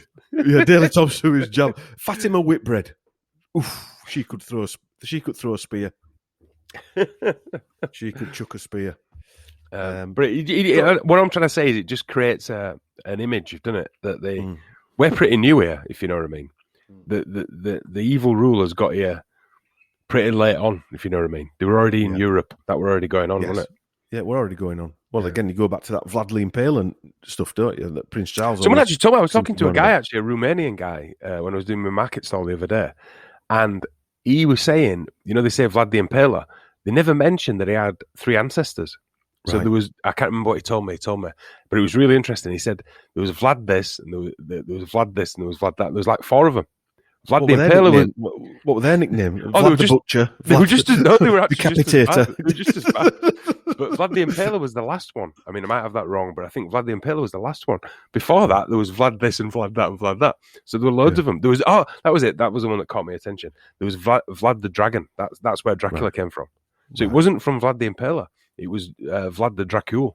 Right. And he wasn't Vlad the Impaler. It was a different guy. It was his great granddad or his granddad. Yeah. Sorry. So just to summarise all this area, this information about Swabian Circle, Swabia, Upper Swabia, New Swabia, the coat of arms of Württemberg, the Duchy of Swabia, the Swabian Jura, also named the Swabian Alps, the Dukes of Swabia, or Dukes of Hazard, and the Swabian name are all true. You know, do you think this is just down to another coincidence? It's always a coincidence. Always a coincidence. The castles exist, the lakes exist, and as I've mentioned, Swabia was part of the Holy Roman Empire for centuries, and probably still is. And as we know, all roads definitely lead to Rome. Yeah. It just seems that way, doesn't it? You've got Bank of England, you've got Washington DC. All these things lead back to Vatican. Like we were saying earlier, and this is only guesswork, all roads lead to Rome, but then before that, did they all lead to Greece? And before that, did they all lead to Egypt? Do you know what I mean? Exactly. And before that, did they lead to somewhere else? God knows, Babylon, whatever. As I mentioned, whoever Schwab is, his name and bloodlines that he represents run thick in the annals of some historic event. And that's why he's been helped and greased along the tracks and why he's part of this. I've just picked it around the edges of the Swabian history. This could be a whole series of its own for somebody who's interested in that. Is it a long stretch to think we are witnessing repeated historic events? Exactly. Over and over again, which is what we've been talking about. Well, very weirdly, bring that up again. And we mentioned the fall and rebirth constant of the Holy Roman Empire, or whatever something empire else that's gone on, whatever it is. Yeah. Well, I suppose you could refer to it as the Satanic Empire. I mean, like in that book I was mentioning in Mint Sauce, the Synagogue of Satan, or the Luciferian Empire. They've just re-emerged and died and re-emerged and died and re-emerged. Yeah. What's strange is I wrote this and you've never read this. No, I've just read it. When you were listening to this, I've wrote that there, and you thought the exact same thing. Yeah, exactly. I mean, I brought that up right at the beginning, and now we've got to the end. It's there. Not the end, but this point. This part, it's there. And I didn't know you'd written that. I'm reading this fresh, like everyone else is listening to it. Yeah, and I think we're developing this system, which is you do all the work. I listen, but as like anyone else would listen and ask the questions that I think people would ask themselves. It's kind of, if they will listen to it fresh. If they will listen to it fresh, like I am. Yeah. But I brought that up right at the beginning, and you've mentioned it. Yeah, it's quite strange, actually. Yeah.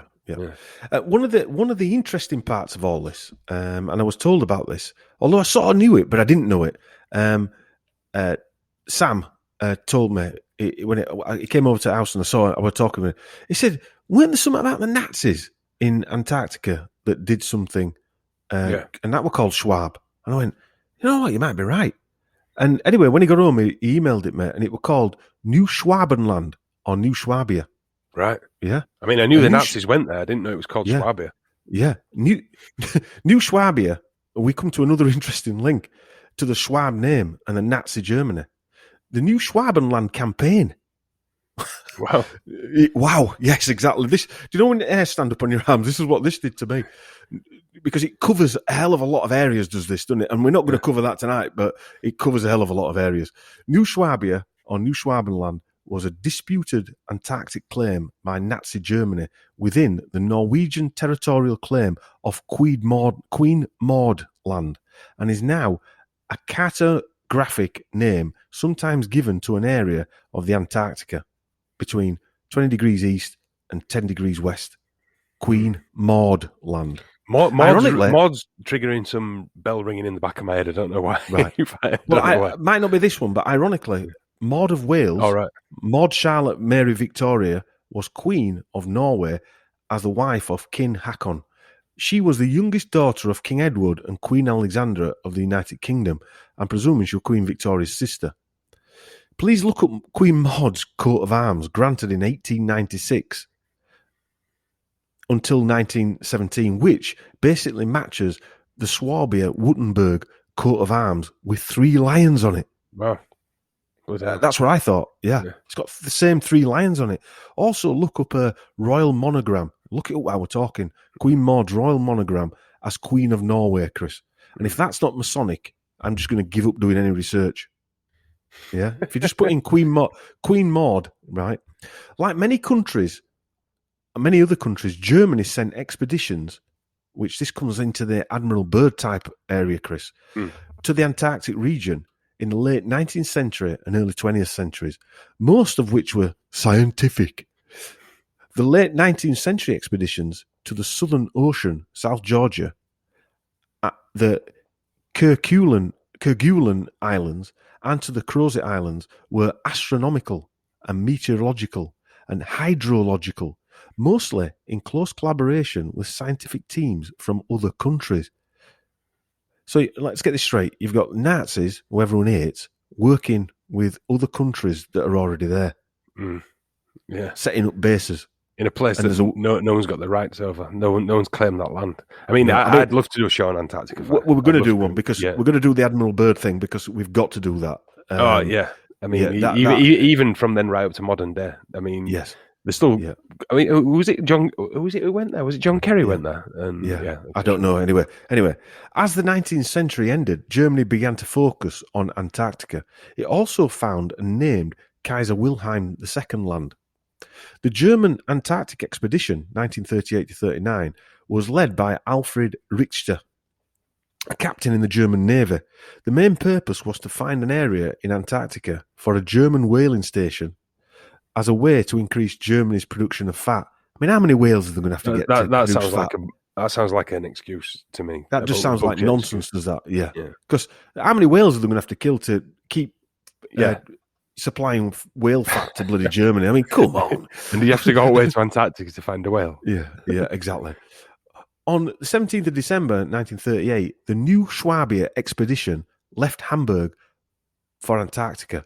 Aboard, wait for it, the name of the ship was called MS Schwabenland. Fucking hell, how many Schwabs do they? Listen to this one, though, when I get into this.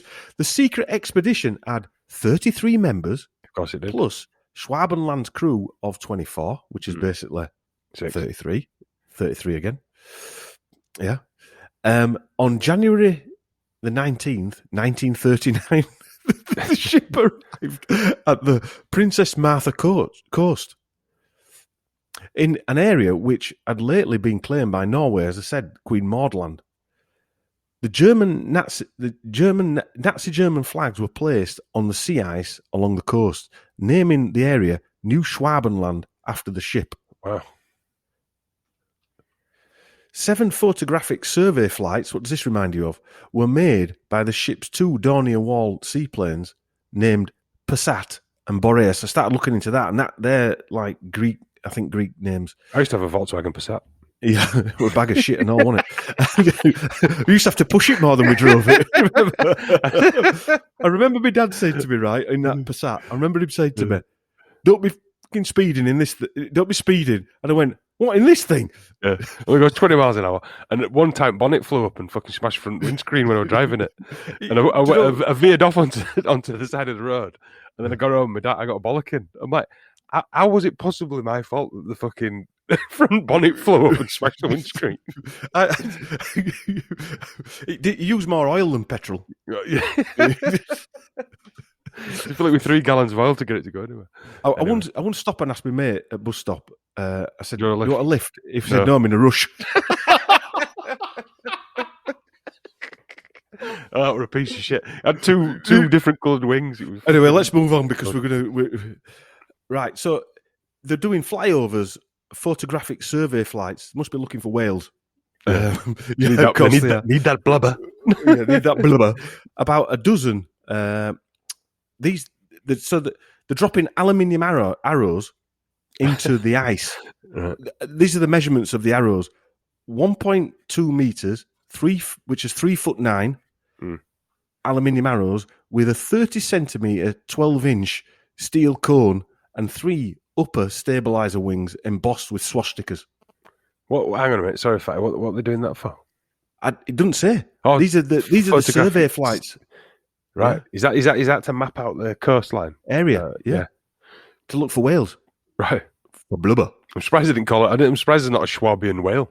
Yeah. None of these have ever been recovered.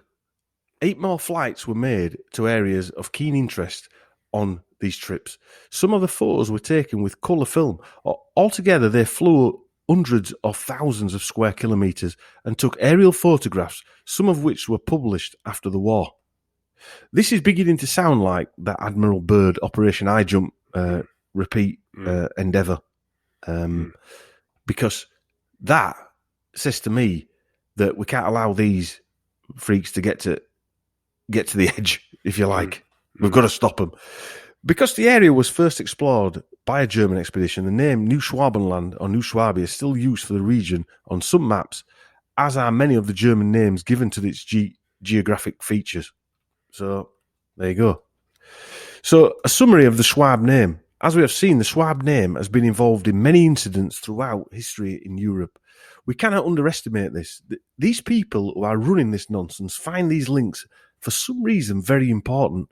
I have only glossed over the events and ancestral history of the Schwab name, but I hope I have shown that this man is linked. There is another famous Schwab called Charles Schwab, a billionaire investor in the US. His company, Charles Schwab & Co., has 7.5 trillion under management and revenues of 11.69 billion. Charles R. Schwab is apparently worth around 11.5 billion as well. His American Schwab genealogy began around 1700 in Pennsylvania. The American Schwab genealogy began in 1700 and includes this Charles Schwab. He is no relation by blood, apparently, to Klaus, and he's another rags to riches story. Bollocks. Schwab family history was first recorded in Franconia and Mecklenburg and includes Ulrich Schwab, the first Count of Numero. Variations on the spelling include Schwab, Schwabel, and Swab. But I'll bet he's also backed by the same puppet masters, I reckon. Well, the fact that his genealogy started in 1700 in America, I mean, says he's one at first there. Yeah, that's it. He went there in 1700. It doesn't mean it began there, does it? It just means he was sent there. As again, like Fritz Springmeier says in his books about the bloodlines of the Illuminati, they were divvying it up, weren't they? And did he get there early to divvy up his part in it? I don't know. Some people got the fur trade, some people got the bullet trade, the gunpowder trade, some people got the train trade, the train tracks or whatever. Yeah. Was that what he was up to? Did he get there early? Well, the Schwab got there early. One of the Schwabs got there, and the other ones were left in Europe. Generally, with the younger ones, that got pushed out to. But isn't that the same story with the Rockefellers, Fire? That they were in Europe and they sent three Rothschilds. Rothschilds. They sent three sons over to America, etc. Well, they didn't send them to America. They sent them to one went to Austria, I think. Yeah. One went to France, Italy, and the UK. Right, and the fifth one stayed in Frankfurt. Right, there's romantic stories around it, isn't there? I mean, yeah. And they started from nothing. Chris. Yeah. Slept under. He lived in a slum, apparently. Lived in a slum, but he decided to take over the world with his 5 sons. As you do. As you do. Yes. And also, the funny thing is, they have all these rag to riches stories, but who in anyone's family who's aware documents that amount of the family? So they're doing it for a reason. No one has that much documentation on that many family members passed, do they? My great uncle did this and sent my other cousin over here to. Do you know what I mean? It's just nonsense, isn't it? It's just nonsense. It doesn't happen. No, it's just a fanciful, bloody romantic story of nothing. Well, and how come they document all this? Why? That's what I mean. That's what I'm trying to say. Yeah. We've got pictures of my grandma, for argument's sake. Yeah. And your relatives. Yeah. But you haven't got pictures of your great-grandma or your great-great-grandma. Or going back to 1700s or 1300s. Yeah. And exactly what they did. Pull out the Dom and Chris Doomsday book and say... I don't even think I've got a picture of that Volkswagen Passat. No, thank God for that. Rust bucket. Death trap. What it? Well, it nearly killed me. Fucking front bonnet came up. If Smashed I the remember windscreen. rightly, that Volkswagen Passat decided to starting when you put your foot on clutch. Yeah. You could try and turn it on, it wouldn't start. Yeah. You put your foot on clutch and it started. Yeah, I think it was something I bizarre. think it was 1978 or something, 1981. It was massive. Passat. It was massive, wasn't it? Yeah. It scared the shit out of me. It was massive. And It like you weren't, said- it weren't just that it were massive, it just seemed uncontrollable. Yeah. Yeah, well, when you have to put your foot on clutch to start it, you're already going down a dodgy road. aren't you? Yeah. So now we're going to discuss Schwab's family members. This section contains highlights taken from several blogs and some using Ancestor.com and my own investigations. One blog I mentioned earlier was Johnny Vedmore's blog that he wrote on a website called unlimitedhangout.com, and he called it Schwab Family Values. So some of that information's from this as well. Jacob Wilhelm Gottfried Schwab, right name that, isn't it, was Schwab's granddad and Eugene Schwab's father. And he was born on the 10th of July, 1870. At that time, Germany was at war with France. Gottfried Schwab was born in the town of Karlsruhe, located in the Duchy of Baden, ruled in 1870 by the Grand Duke of Baden, Frederick I. In 1893, a 23-year-old Gottfried Schwab left Germany and gave up his German citizenship in order to emigrate to Switzerland for unknown reasons. At the time, his occupation was noted as being a baker. Gottfried would meet Marie Lapert, who was from Kirchberg in Bern, Switzerland. They would marry on the 27th of May, 1898, and the following year, on the 27th of April, 1899, or 666, their child, Eugene, or Eugenics Schwab, was born. At the time of his birth, Gottfried Schwab had moved up in the world, having become a machine engineer. A lot of them seem to be machine engineers. Gottfried and Marie Schwab decided to return to live in Karlsruhe in Germany, and Gottfried reapplied for his German citizenship again, which sounds a bit odd, that, doesn't it? Mm. Eugene Schwab would follow in the footsteps of his father and become a machine engineer in future years. He would also advise his children to do the same. Eugene Schwab, I keep calling him Eugenics, would eventually begin working at a factory in a town in Upper Swabia in southern Germany, the capital of the district of Ravensburg, Baden-Württemberg. The factory where he would forge his career was a German branch of a Swiss company named Escher Wyss, or Weiss, spelled W-Y-S-S, or SS. Switzerland had many long-standing economic ties to the Ravensburg area. Escher Wyss was set up between 1856 and 1859 and will begin production in 1860. The first official patent for Escher Wyss in Ravensburg of a peculiar facilities on mechanical looms for ribbon weaving. At the turn of the new century, Escher Wyss had put the ribbon weaving to one side and begun to concentrate on much bigger projects like the production of large industrial turbines. And in 1907, they sought an approval and concession procedure for the construction of a hydropower plant near Doggern am Rhein, which was reported in a Basel brochure from 1925. Now, I've seen that brochure, and I know that is true. Escher Wyss found themselves in 1920, and this sounds a bit like the Astra Company. Can you remember the one in Sweden that was bailed out by the Wallenberg family, Chris? So they found themselves in financial trouble in 1920. And Escher Wyss continued to deliver large-scale civil engineering contracts throughout the 1920s, as noted in the official correspondence written in 1925 from Wilhelm III, Prince of Urach, and to the company Escher Wyss, and to the asset manager of the House of Urach, accountant Julius Heller. So this guy, Wilhelm III, Prince of Urach, was an investor in Escher Weiss. And it is like that Astra company that was bailed out by that like German royalty. The historical house of Urach were part of the Swabian nobility in the 12th and 13th centuries, with their ancestral seat in Urach, spelled U-R-A-C-H.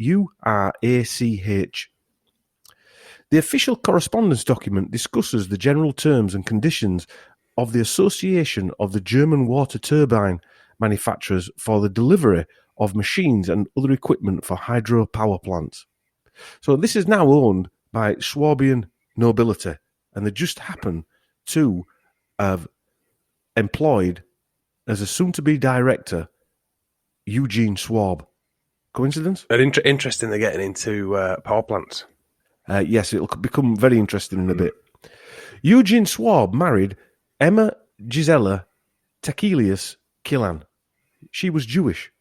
On October the 2nd, 1926, in Karlsruhe, Baden-Württemberg, Germany. The fact-checkers would have us believe that they only had one child during their marriage, and that he died in Ravensburg, Baden-Württemberg, Germany.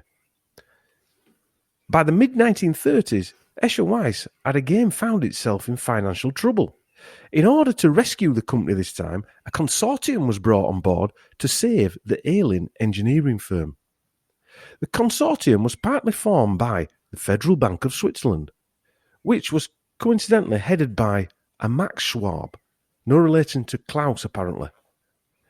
And further restructuring took place. But we know this is not about direct relations, it's about bloodlines. Why did Klaus's grandfather go to Switzerland, then come back to work at a company taken over by a Schwab in 1938, that then went on to employ his future generations, help the Nazis, and set up the World Economic Forum?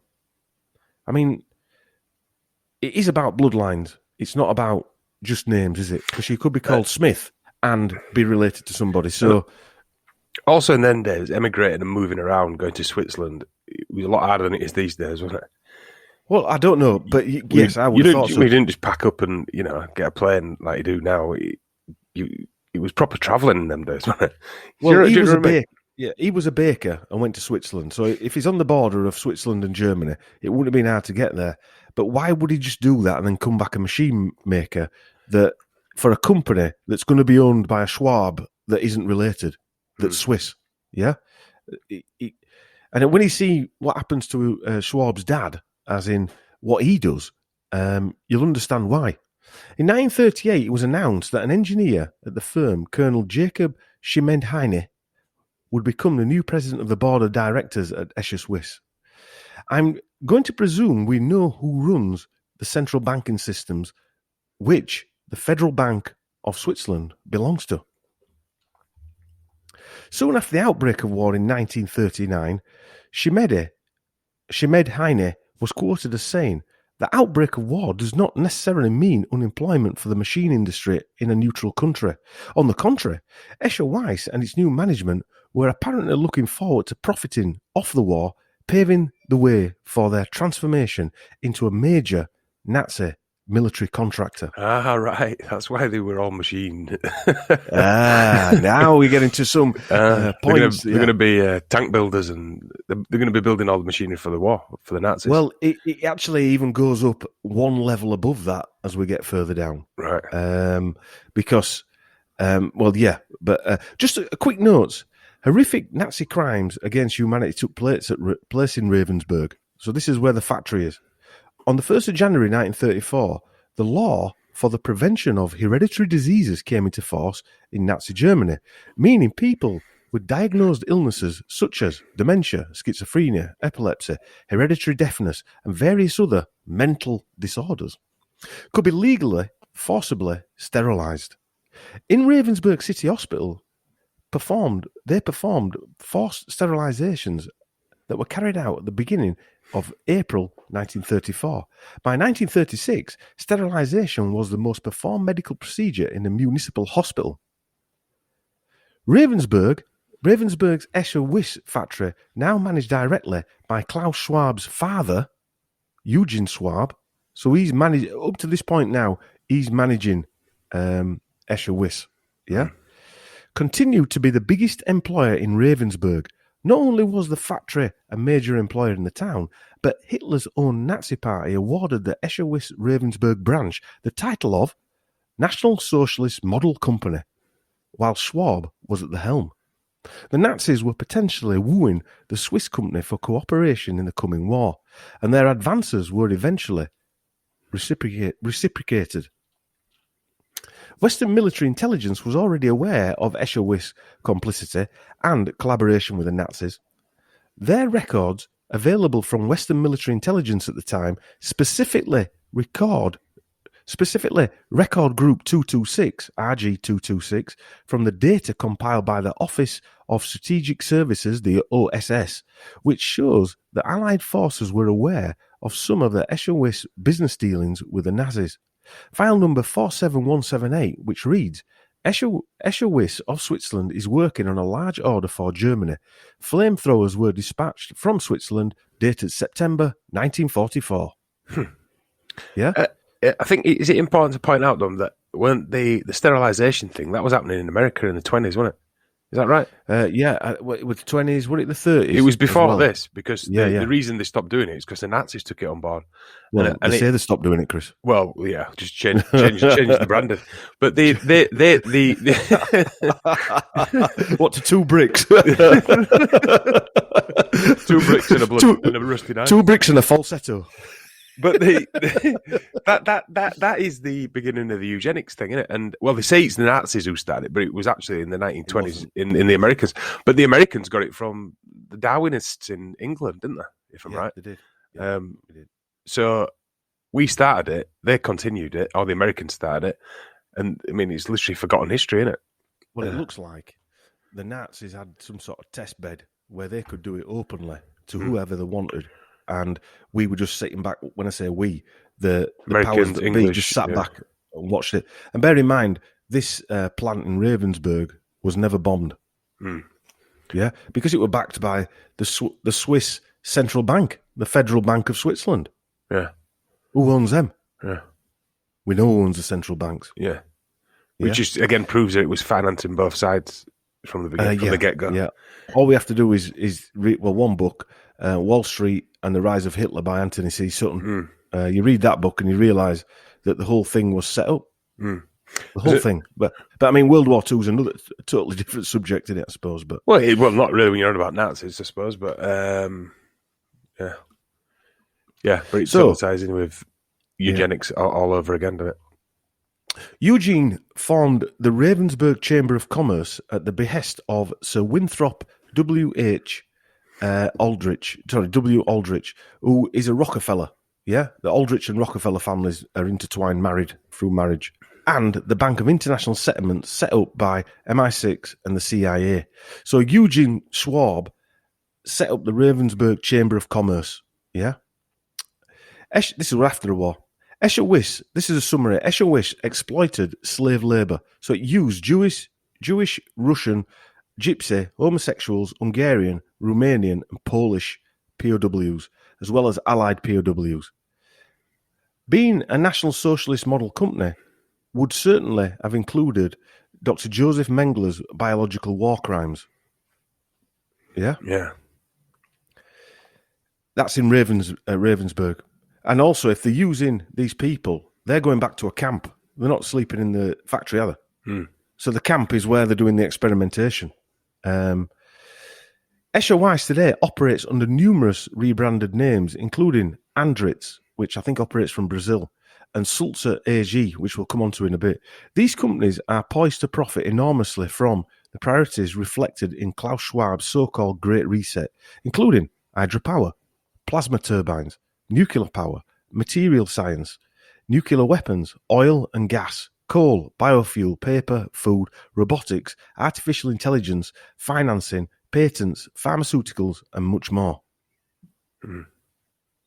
Escher-Wyss was also partnered in the Nazi nuclear drive.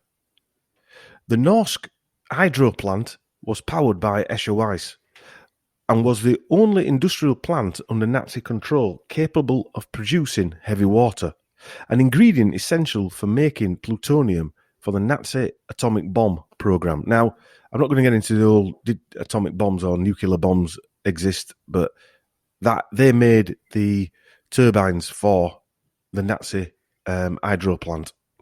Eugene Schwab, Schwab's dad, was either a Nazi or a Nazi collaborator. He was never arrested. He was never put in front of the Nuremberg trials. And his son, as we know, has gone on to become the man we see today.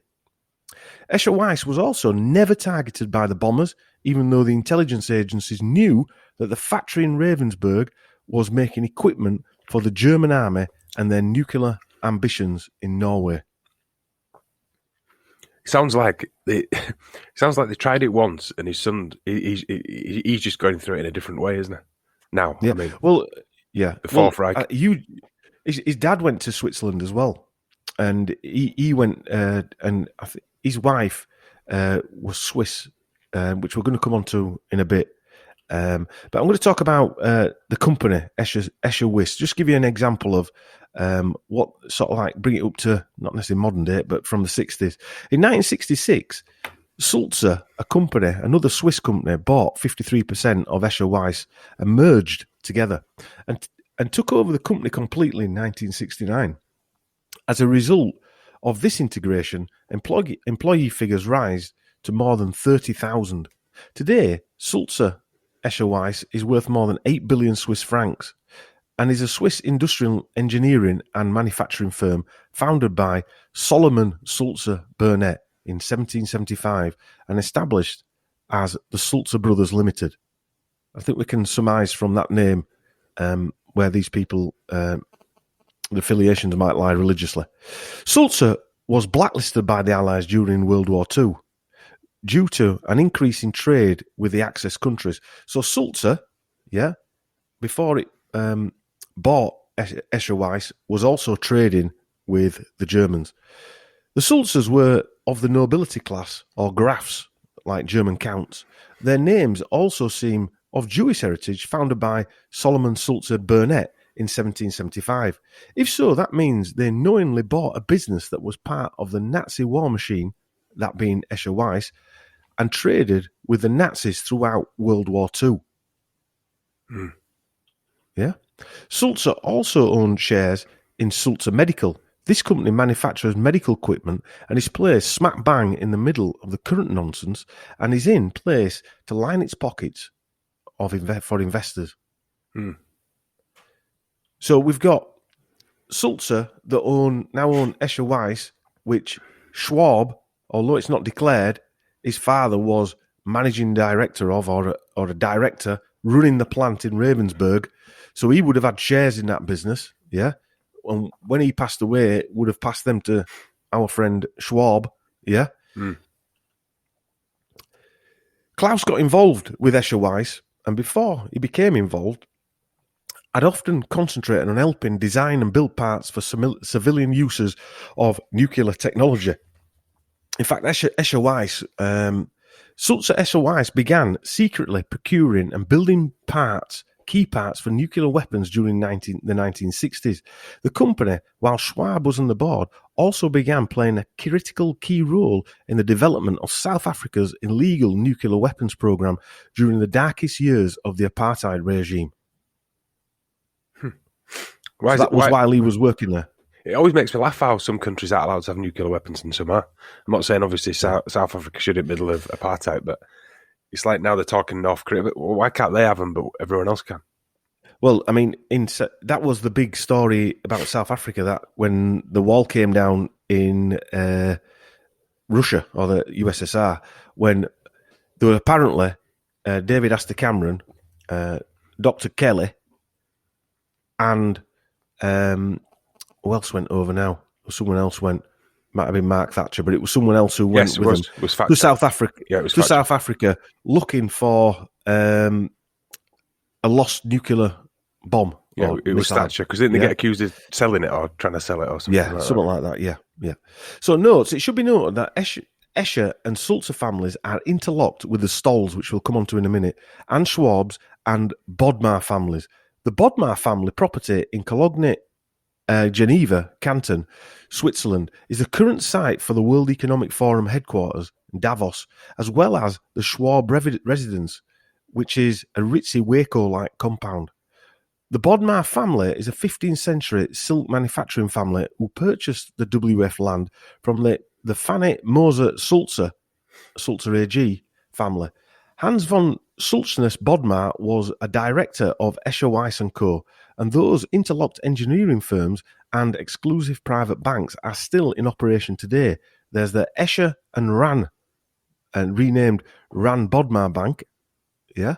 Martin Bodmer was born the same year as Klaus's father, Eugen, 1899 or 666. Martin was a vice president of the International Red Cross from 1940 to 1971.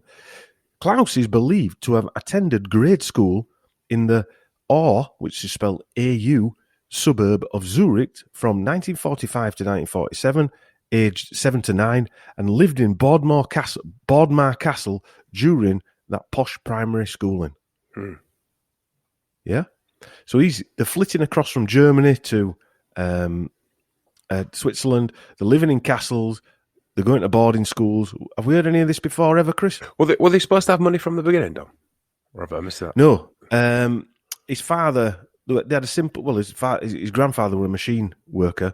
His father became a machine worker. He then went to Switzerland with his father. Yeah. For some reason, he came back then and worked at the Ravensburg factory and worked his way up from nowhere again, to running the show as a machine handler. Because a pattern I've seen in all these stories is they go away somewhere. Remember it with Johnson's dad. They come back and all of a sudden something's happened while they've been away, and they've all of a sudden get given a golden ticket, if you like. Well, it seems that way, and Schwab and his family seem to have been given a leg up, especially his dad. Maybe not his granddad, but maybe that was the selling his soul to the devil part. Beginning of it. Like Stanley to Bobo. Exactly. We could have come to Schwab's wife. I could have gone through Schwab's mother and all it, but it'd just gone on for hours with this. But Schwab's wife is a really interesting character. She's called Hilde Stoll, who's now Schwab. If you remember, I put on a video, actually, of Hilde Schwab wanting to save the world and wanting to save African kids with their NGO, non-profit charity trust. Just leave them alone. Same thing. You just leave them alone. Leave them alone. But they're not going to leave them alone, sadly. She's called, as I said, Hilde Stoll, and she's part of a company called Festo, Festo. We talked about them before, Festo. Yeah, we did, but we're going to go into her wife and her family. His wife, and her family. Schwab's wife, Hilde Stoll, is also from a moneyed family. In the biographies, we're told she and Schwab's lowly secretary, and they fell in love, blah, blah, blah. Yeah. The Stoll family own a business called Festo, as I've said. Festo is a top brand of German multinational industrial control and automation companies based in Esslingen, Neckar, Germany. Festo produces and sells pneumatic and electrical control and drive technology for factories or process automation as well, including robotics, artificial intelligence, and process controls. I wonder where they're going to use that. It makes you wonder what they're going to be using this stuff for in the next 10 years, doesn't it? Well, I'm going to come on to that, because there's some of the stuff they've invented. All right. Festo Didiatech also offers industrial education and consultancy services, and is one of the sponsors and partners of the WorldSkills Mechatronics competitions. Sales subsidiaries, distribution centres and factories are located in 61 countries worldwide. The company was named after its founders, Albert Feser and Gottlieb Stoll, Hilde's dad.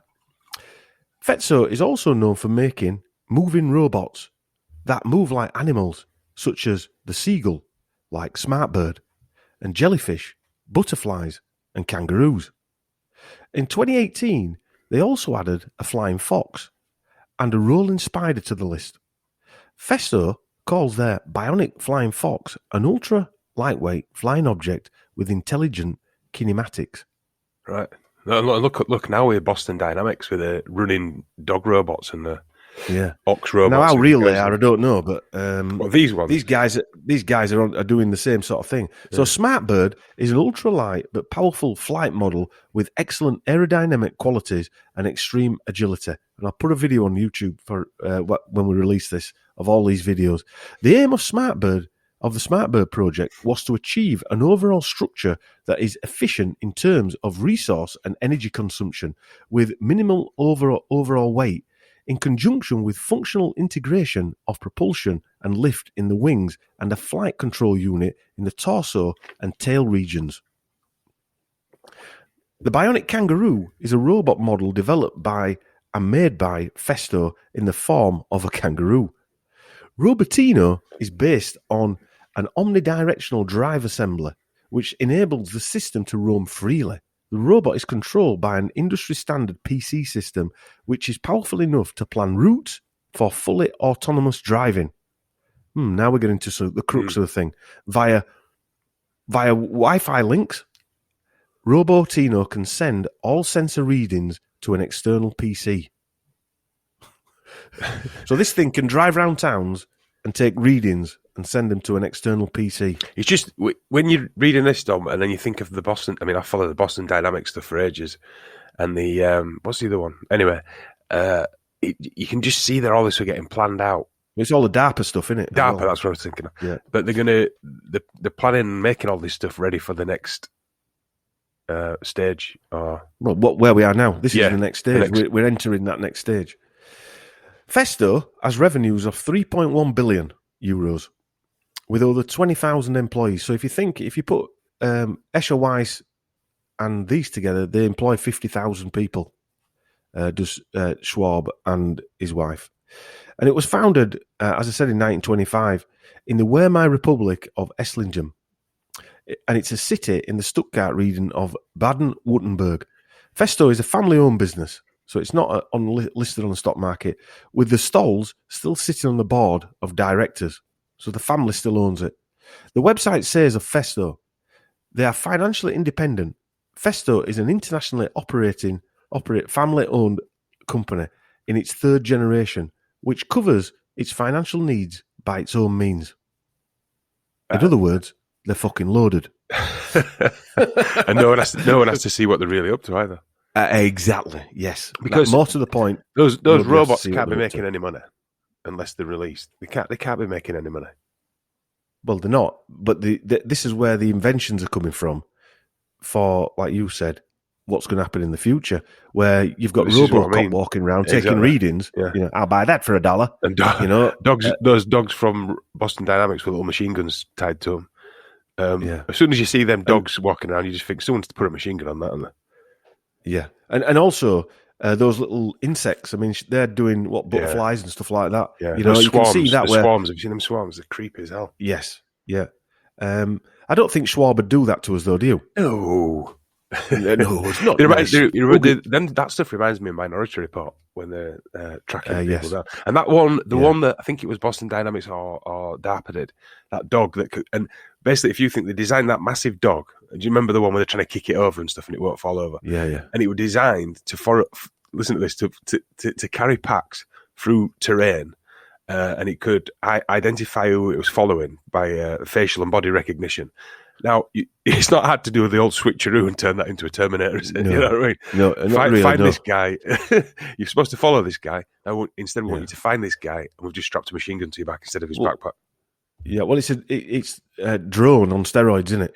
Yes. It's Terminator. Yeah. It is Terminator. It's literally Terminator. So, the Stoll summary. And I've kept it short. I just wanted to give an overview because, like I said, we've got a lot to go through. We've already done 2 hours and there's a lot more to do. So, summary of Stolls. Firstly, I think we can surmise that Festo worked with the Nazis. It started in 1925 and is still in operation under the same name and owners. Yeah? Went all the way through the war. Yeah. All the way through. Yeah. Secondly, I think we can quite safely say that the founders, Alpert Feser and Gottlieb Stoll, were probably Nazi Party members to stay open all the way through World War II in Germany. Yeah. Yeah, I don't think that's outlandish, do you? No. Yeah. And not only that, they probably will support us financially as well. Thirdly, we can safely say that Fetzo helped the Nazi war machine. Yeah. So I don't think Hildestål's going to help poor third world countries, do you? No. Festo are at the forefront of robotics and sing about sustainability just like the Schwab's Sulzer Escher Weiss company does. And now Schwab is married to Gottlieb Stoll's daughter, Hilde Stoll, a lowly secretary, and they met and fell in love in 1970. What was that National Socialist chant? One people, one Reich, one leader, as the Nazi slogan put it. Or, as it could be put now, one people, one world order, one leader. Yeah. Well, yeah, that's what they're after. Yeah, that's what Nazis were after, wasn't it? That's what they were after. So Hilde Stoll comes from Aarberg and met Klaus Schwab, who was living in Switzerland, through a job advertisement in 1970. Schwab hired Stoll. She was his first employee. Oh, isn't that nice? And then they fell in love. Klaus married Hilde Stoll in the weeks following the first forum in 1971. This was an evident corporate marriage, in my opinion. It should be noted that the Escher and Sulzer families are interlocked. Just remember that. So they're interlocked by several families, and the Schwab residence is owned by one of these families. So we've got to keep in mind that this is a generational bloodline family. Mm. Yeah. They don't let people marry into that family unless they know who they are. Yeah. Because they want that line to carry on. Yeah. Which is like the old new version of the old kings and queens thing. Yes. It's the same thing. Hence why Prince Charles had to marry Princess Diana, even though he didn't really like her. Yeah. She was offered up, wasn't she, some sacrificial lamb. Broodmare. She called herself a broodmare, didn't she? Broodmare, yeah. Not that I've got any... well, I have sympathy because she died, but not... It's just that way these people work. They're sick. Yeah. They have got two kids, Oliver Schwab and Nicole Schwab, and both, funnily enough, work for the World Economic Forum. We might as well give kids a job. I'll just give you their resume. Oliver M. Schwab is managing director of the World Economic Forum and head of technology at the World Economic Forum. Additionally, responsible for the forum's institutional communities. His previous roles were head of business engagement from 2016 to 2019 and executive director China office in Beijing from 2012 to 2015, with no prior experience in anything. Just given a job. There you go. Nicole Schwab is co-head Nature-Based Solutions. She's a member of the executive committee at the World Economic Forum. She formerly worked on the health sector reform projects in Latin America for the World Bank and the Ministry of Health of Bolivia. She's co-founder and president of EDGE, the Certified Foundation, a global scheme certifying organisations for closing the gender gap in the workplace. A facilitator and strategic advisor to non-profit organisations active in reforestation, well-being and women's empowerment. She is author of The Heart of the Labyrinth, a spiritual parable offering a message of earth-centred wisdom. This is Nicole Schwab. That's his daughter. She's just giving you earth-centred wisdom, Chris. It's all fluffy and clouds. I love it. It's amazing how I've said this, I think, but it's amazing how they word this stuff, sinister stuff, with such pleasant wording. I could just see a pop-up book coming up, and Hey, you know what? You wouldn't be shocked, would you? These days, they're brainwashing kids and stuff like that. So, right, Klaus's brother, Hans Ernst Schwab, and his family. So this is very interesting, actually. Who was Hans Ernst Schwab? Well, he was Klaus's brother from the marriage of Eugene Wilhelm Schwab and Emma Gisela Killen Tikelius, or Emma Schwab. If you remember, Emma left Nazi persecution because she was Jewish under the name Gisela Schwab at age 38, or in 1938. She entered the US with Ludwig Schwab, age 9, who was really Hans Ernst Schwab, and they set up home in America. Emma Gisela Schwab arrived there in 1939 1938, December 1938, a request was made for a list or manifest of alien passengers for the United States on the SS Washington, sailing from Hamburg on November 30th, 1938. So this is from List 5 of the US National Archives. This information was from the passenger and crew lists of the SS Washington. It clearly shows her and her son on the manifest using different first names. But what happened to them? In 1960, Eugene Schwab, Klaus's father, actually entered Rio de Janeiro, Brazil, along with Erika Schwab, his second wife, and Klaus's stepmother as well. This is proved using the same source, and I'll put the links in the comments, where you can actually slide down and show you can see all the links of the stamped entry visas and things like that.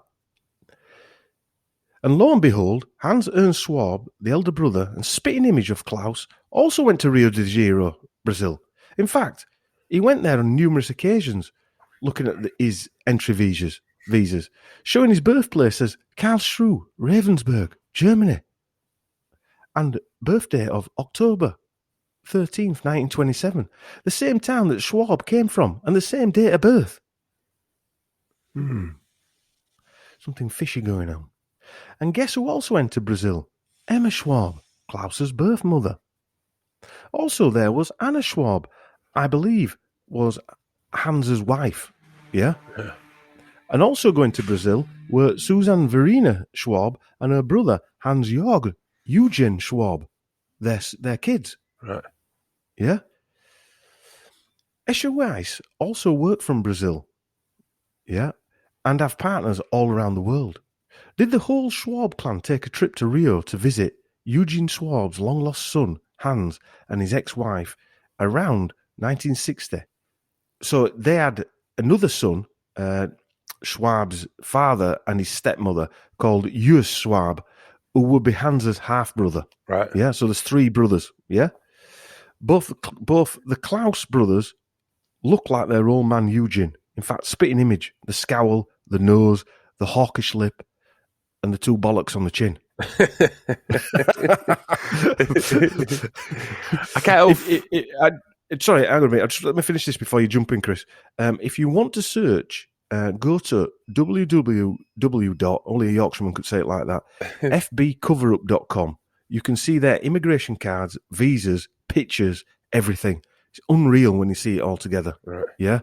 When you see these people, so that's www.fbcoverup.com. Yeah. All information was from Ancestry.com, done for a search on Klaus Schwab, his father, and all that type of thing. And all this information came up, and they show you the trail of the search. Sorry, go on, mate. No, I was going to say, I couldn't help thinking of boys from the Brazil. What would they do with setting up the new little Fourth Reich base in Brazil? Well, reading between the lines, this Sulzer Escher Wise company had a company in Brazil, right? Or an affiliate that made parts, and it looks like Klaus's brother were running that, right? Because he was going to Brazil a lot. It shows him going in and out of Brazil, I think, since the 1950s. Right, just after the Second World War. Just after the Second World War. War. I'm saying, were they actually setting up the Fourth Reich like in Boys from the Brazil, the book and film? Well, I come to that later. If you think about the Fourth Reich or the Wonder kind, that we talked about, which were the sort of like sleeping second, third generation Fourth Reich, you know. But yeah, what else you want to add to that? No, carry on. Like all this stuff though, Chris, the links are just quite obvious, aren't they? Yeah, I mean, it's not shocking to know that he's used to, Nazi affiliated and all that. It's not even. I didn't fall off my chair. No, I mean, maybe we're getting immune to it. Yeah, maybe. But I mean, what I want to say to people, most of this stuff we're learning for the first time as well. So don't look at us as some sort of guru and font of knowledge. You know, Chris has listened to this for the first time on the research that I've done, and he said that with pure bitterness in his eyes. No, not all. But when I put this together, you don't read it all at once. Yeah, you're putting bits together about sections, and when you read it all at once, it actually is like it's the first time for me as well. Yeah. Yeah, because when you've done something last week, you've sort of forgotten about it because you're doing something else, And then when you see it bolted together, so to speak, it is, like the Zahawi stuff. All that stuff were done over 3 or 4 weeks. You know? But you'd have to listen to this twice to remember most of it. Well, there's more information in this than there is Zahawi. Yeah. And it goes a bit backwards and forwards with his father going to Switzerland, his granddad going to Switzerland, him marrying into these families. It is a minefield, really. Reminds me of, what is it, Dom? When you listen to these families, and I suppose it's supposed to, but the science fiction book Dune, they've just made into a film. A film I really want to see because I love that book. But battling hierarchy families, like it's a science fiction book, but like royal families, like you see things about royal families doing, and they're all they're in fighting, not necessarily in fighting, but all vying for more power. Because their egos are so big, they want more and more action, don't they? And that's probably why they put these illegitimate people in, because they're from outside in, even though they're related by blood. They're probably brought in because they freshen things up, so to speak, and they're willing to go that extra mile. I was going to say, they can get them in with showing them a bit more, silver things and exactly shiny stuff, trinkets and stuff. Yeah, and more promises and stuff like that. And really, they're just being manipulated like the rest of us, and money, just higher up the food chain. And money's no object to them, so they can just give them whatever they want. Next, we're going to come on to Henry Kissinger. I nearly didn't include Kissinger, but I had to. He's too big a character to leave out. Also, we had a little chat. We had a little check about him, didn't we? And he's that guy that everyone knows. Kissinger, but no one knows anything about that much about him. Well, I don't. I won't claim I do. I know he's involved in this and this and this, but and I'm not going to say that I'm going to put everything. When I start looking into Kissinger, I thought, oh no, I'm looking into it. What do I use? Yeah, because there was so much information on this guy. This guy's been around a long time, and he's been involved in so many debacles. So many people have died at his hands and his decisions. It's mind-boggling. But I had to include him, as I said, because his character's too big to leave out. And like Schwab, he's of German Jewish descent. Yeah? And they left Germany. This is an overview of some of his career, just to give us a flavour of the man mentoring this clown for over 50 years. He's mentored him for 50 years. That doesn't sound like mentoring to me. What do they mean when they say mentoring? Because I've never read a mentor. Well, it means you learn off people, or they show you that they're a shoulder to cry on, or an ear. I can understand it if you work for them, right? But he's been a pupil or a mentor for over 50 years. He was his pupil at Harvard. Yeah, right. So Schwab was recruited at Harvard. So I would say maybe not recruited at Harvard, but he certainly went into a form of training at Harvard, if you like. So he kind of does work for him then, because that's what I meant. He kind of works for him. Well, he works for him via the Rockefellers, via the Rothschilds. Easy go-to employer. So Schwab's been trained by, as we'll see, a genocidal maniac. Yeah?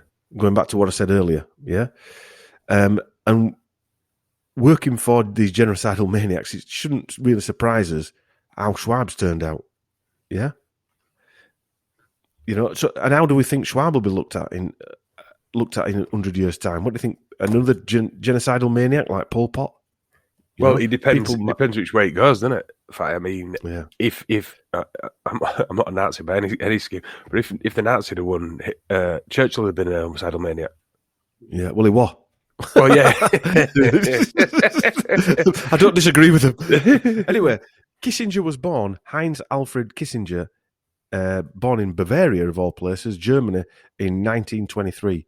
In 1938, when Kissinger was just 15 years old, he and his family fled Germany as a result of the Nazi persecution against Jews. As a Jewish refugee who fled Nazi Germany in 1938, Kissinger joined the US Army and underwent basic training at Camp Croft in Spartanburg, South Carolina. On June 19, 1943, while stationed in South Carolina at the age of 20, he became a naturalized US citizen. Kissinger was assigned to the 84th Infantry Division. There, he made the acquaintance of Fritz Kramer, spelled Kraemer, a fellow immigrant from Germany who noted Kissinger's fluency in German. Well, he would, because he's fucking German. And his intellect, and arranged for him to be assigned to a military intelligence section of the division. Oh, might as well. Yeah. So who was this Fritz G.A. Kramer? Fritz Gustav Anton Kramer was an American military educator and advisor, thought it was Germany, born in Essen, Germany, and is the eldest child of Jewish parents, and studied at the famous Ardent Gymnasium, which is a school called Schools Gymnasiums, in Berlin. He was also educated at the London School of Economics and the Universities of Geneva and Frankfurt before earning a doctorate in law at the University of Frankfurt. Now, if you've looked into the University of Frankfurt, it's probably like the MIT in America. Right. It's one of these centres. It's like Tavistock. Yeah. Yeah. And he got that in 1931 and a doctorate in political science at the University of Rome in 1934. This guy's a mover and shaker. During most of the 1930s, he was a senior legal advisor to the League of Nations, the forerunner to the UN, at the League's Legal Institute in Rome. Kramer, a Lutheran, and with a dislike for Nazis, so he must have jumped from being Jewish to being a Lutheran, disliked the Nazis and escaped Nazi Germany, fought America in 1939, leaving behind his wife and son. Nice guy. But they weren't probably Jewish. He is, so he would have been probably persecuted there. He was drafted and became a US citizen and an inductee and joined the United States Army in 1943. He left active duty in 1948 and retired from the Army Reserve in 1963 with the rank of Lieutenant Colonel. A gifted talent scout and teacher, in 1944, he discovered a young Henry Kissinger. It's like somebody saying, I discovered John Lennon, isn't it? Yeah. Putting the band together. Kramer had recruited into the Army Division of Military Intelligence.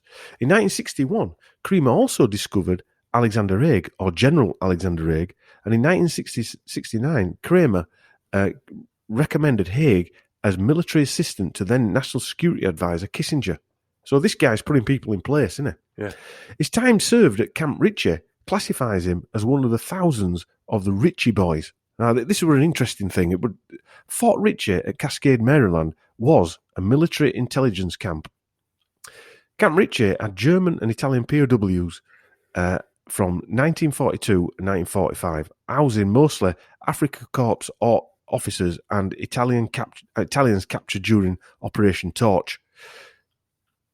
The US Army activated the Military Intelligence Training Center on June 19, 1942, and trained 19,600 intelligence troops, including the Ritchie boys.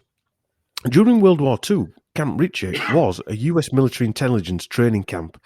Following the war, Camp Ritchie was involved with yet another top-secret effort known as the Hill Project, in which German POWs were responsible for working directly with Allied forces to conduct research on subjects which will aid in preserving military security in Europe, research in prosecuting the war against Japan as well, and research in improving the intelligence organization and techniques, and to other selected matters on which important lessons must be gained from studying German methods in detail.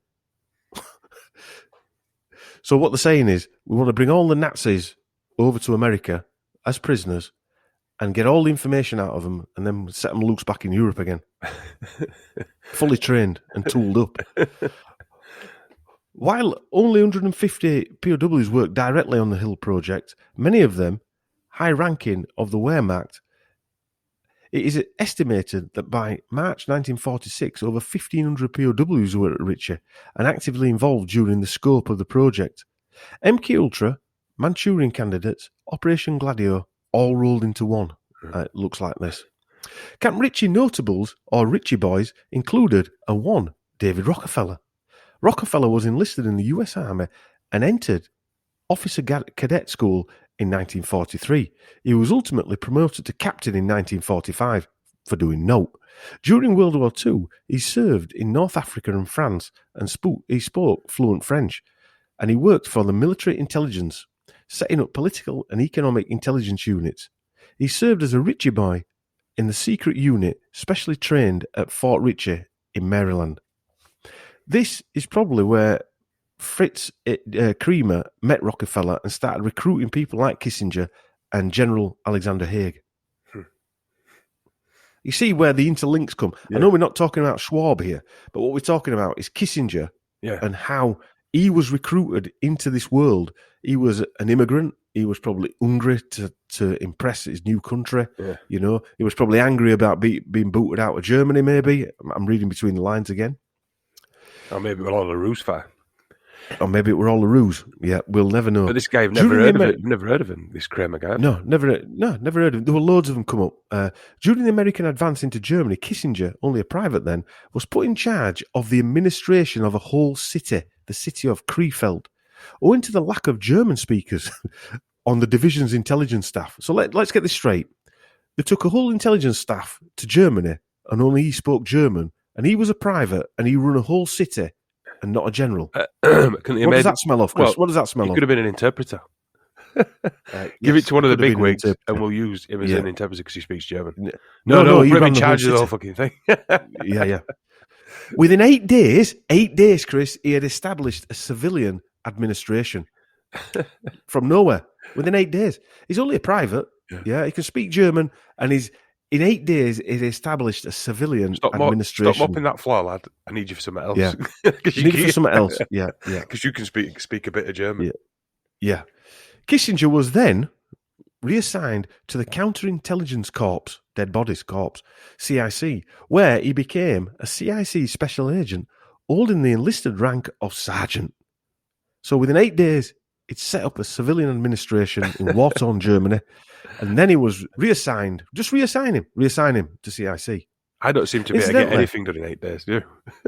No, don't get knack all done. Not with studying this stuff anyway. Incidentally, CIC were successful in Operation Paperclip that obtained German rocket scientists for America before the Soviets took them.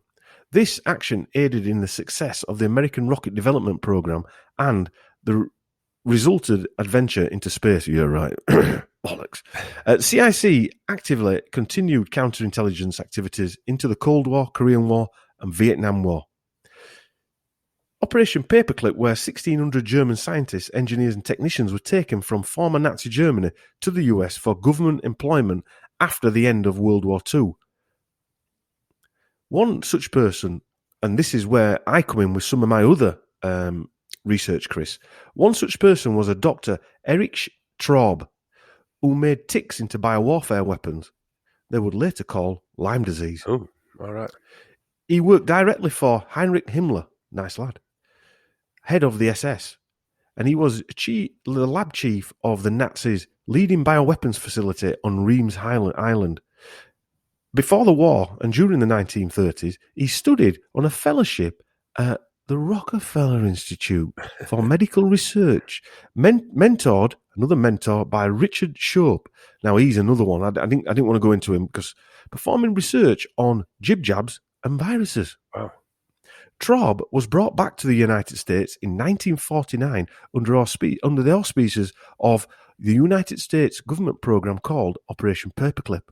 He worked at Fort Detrick, and for anybody with Lyme, this is probably the epicenter, along with Plum Island, the Rocky Mountain Lab, all in the US, that's in Montana, and Portland Down in the UK, of Lyme disease.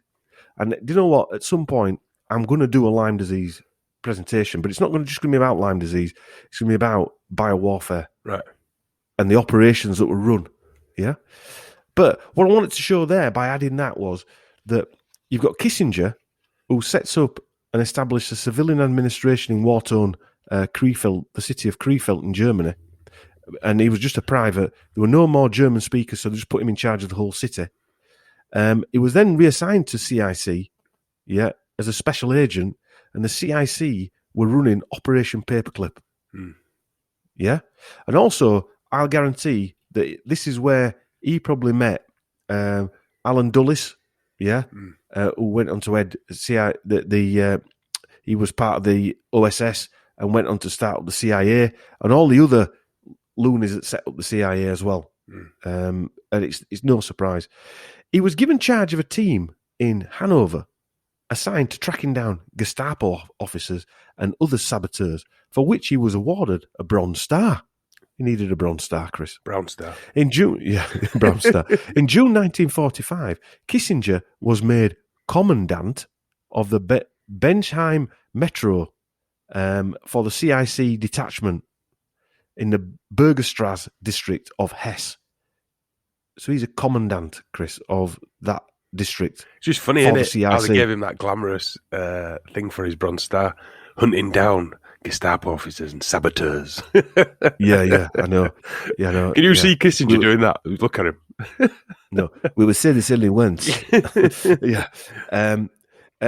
With the responsibility for denazification of the district. Right.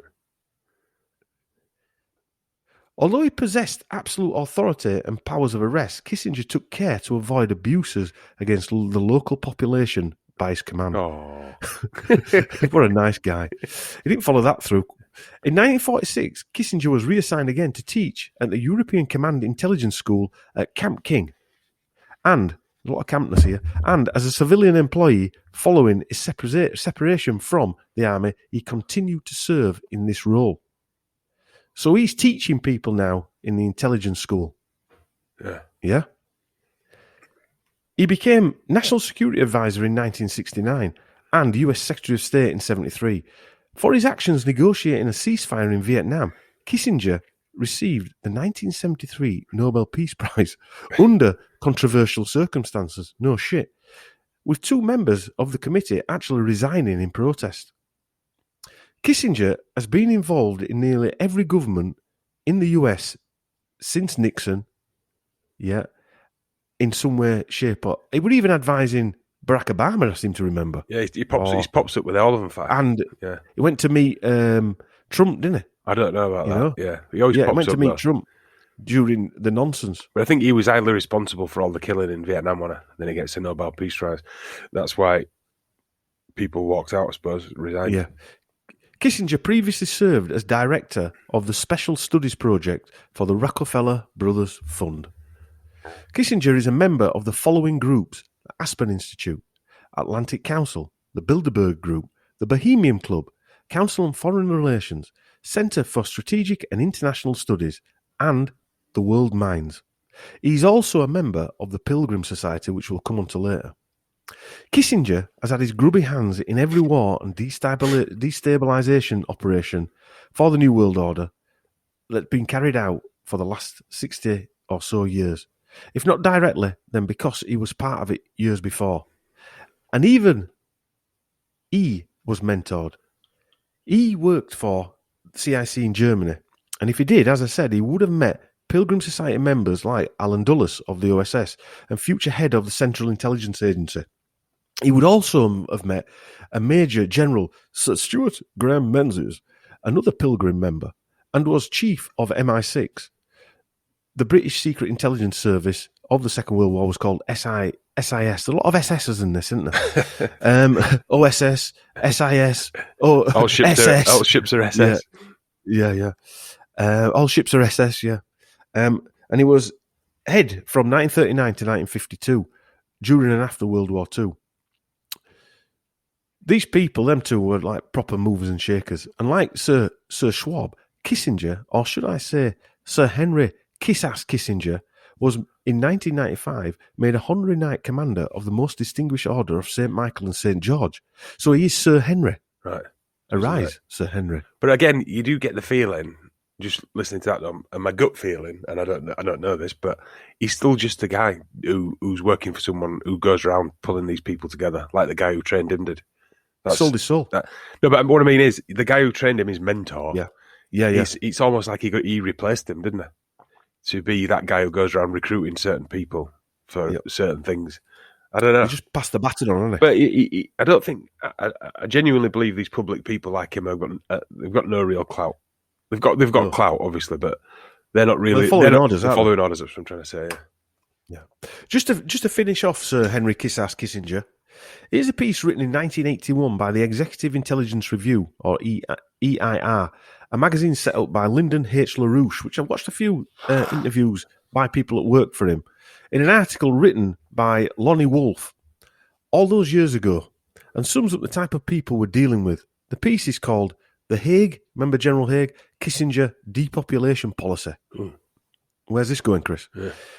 Investigations by EIR have uncovered a planning apparatus operating outside the control of the White House, whose sole purpose is to reduce the world's population by 2 billion people through war, famine, disease, and any other means necessary. Remember, this was written in 1981. This apparatus, which includes various levels of the government, is determining US foreign policy. In every political hotspot, El Salvador, for instance, the so-called arc of crisis in the Persian Gulf, Latin America, Southeast Asia, and in Africa, the goal of the US foreign policy is population reduction. The targeting agency for the operation is the National Security Council, National Security Council's ad hoc group on population control or population policy. Its policy planning group is the US State Department's Office of Population Affairs, established in 1975 by Sir Henry Kissinger. The group drafted during the Carter administration's Global 2000 document, which calls for global population reduction, and the same apparatus is conducting the civil war in El Salvador as a conscious depopulation project. And I read that Global 2000 document, and it's a little bit... Was that like the 2020? Similar, yes. Yeah. Was it like did they fulfill all the goals by 2005? No, it's not, I don't think it were about that. It were about they wrote a plan that started from 2000. Oh, right, nice. Yeah, there is a single theme behind all our work. We must produce population levels, said Thomas Ferguson, the Latin America case officer for the State Department's Office of Population Affairs. Either they, governments, do it our way through nice, clean methods, or they will get the kind of mess that we have in El Salvador, or in Iran, or in Beirut. Population is a political problem. Once population is out of control, it requires authoritarian government, even fascism, to reduce it. Bloody hell. And was that written by Haig or Kissinger, or both of them? No, that was written by the guy who was working for Kissinger. Right. Yeah. That part that I just read out, the last bit, there's a full document about how Kissinger and Haig and an operative called Thomas Ferguson, who I've just quoted there, who was a Latin America case officer in El Salvador. And El Salvador was targeted for population control and a war in April 1980 to kill more child bearers. That's what it said. Yeah. This also, you couldn't make this up. This also talks about the CIA helping Pol Pot and many others kill millions of their own citizens. Does that remind you of anything that's going on right at this moment in time? Just a little bit quieter, a little bit less blatant, I would say. Yeah, no bullets being fired, no bombs. No, just people pulling the sleeve up and getting a javelin thrown in it. Well, yeah, and just the I don't think it's just that though. I mean, it's that, you know, people, as I say, not getting into hospitals, which they report on a little bit, but not on to the full extent. Imagine how many thousand it's affected. We know. Yeah. We have to remember that it's not the CIA per se, but the elites that are funding them behind the curtain via the secret clubs, the hidden allegiances. And this is what we're going to discuss next. Another person who I want to mention is Zbigniew Brzezinski. He also became a member of the Council on Foreign Relations in New York and joined the Bilderberg Group. Brzezinski co-founded the Trilateral Commission with David Rockefeller. So we've got Rockefeller with friend Kissinger and friend Brzezinski. Kissinger is a Republican and Brzezinski is a Democrat. So you've got these people backing both horses as advisors. Brzezinski was an advisor. He wrote the global chessboard, something like that. Anyway, he was an advisor to the Bushes, I think, Bush Jr., I think he was. Anyway, so they're both backed by David Rockefeller.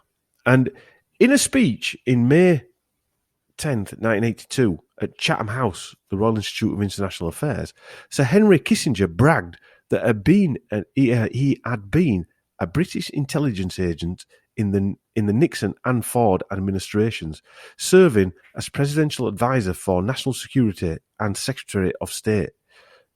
Today, Kissinger is a honorary Knight Commander of the Order of St. Michael and St. George, a rank normally given to top British diplomats. In his speech, Kissinger stated that he had pursued British policy. He said, "I kept the British Foreign Office better informed and more closely engaged than I did the American State Department." Bloody hell.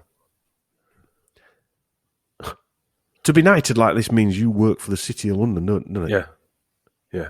But I think the City of London is America, so I don't think does it make any difference, really? It's all of it, isn't it? Yeah. City of London is There's no countries. There's no countries. owns America, Yeah. which is owned, and then the City of London is probably owned by the Vatican, which is probably owned by. Well, look at that statement about Pol Pot. They got him to. So yeah, there's no countries. I don't think No countries. They're just imaginary borders. they're there for us to argue about.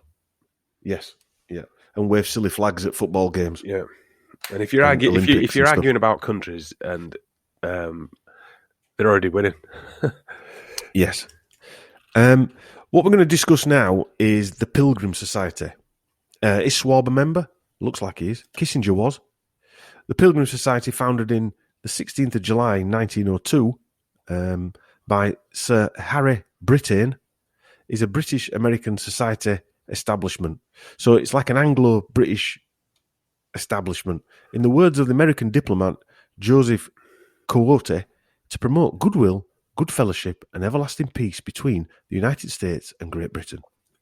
Over the years, it has boasted an elite membership of politicians, diplomats, businessmen, writers, bankers, etc., who have included members of the immediate royal family, United States Secretaries of State and United Ambassadors to the Court of St. James are customary admitted ex officios to membership of the society.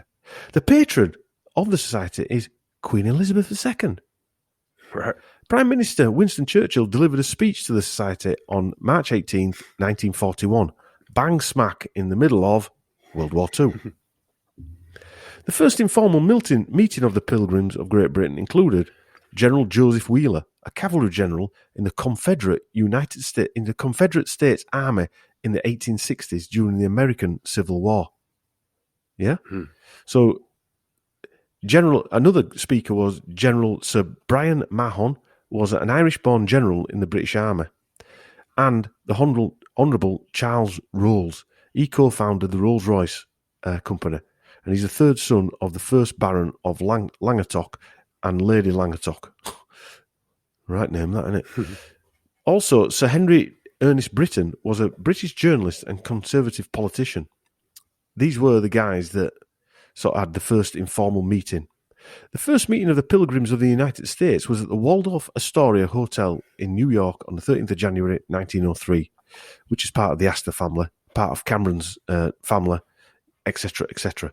The Pilgrims of Great Britain and the Pilgrims of the United States have reciprocal membership. Past and present members include Queen Elizabeth, Prince Philip, Prince Charles, Senator Nelson Aldrich, who is part of Rockefellers, Ambassador Winthrop W. Aldrich, CIA Director Alan W. Dulles, Secretary of State John Foster Dulles.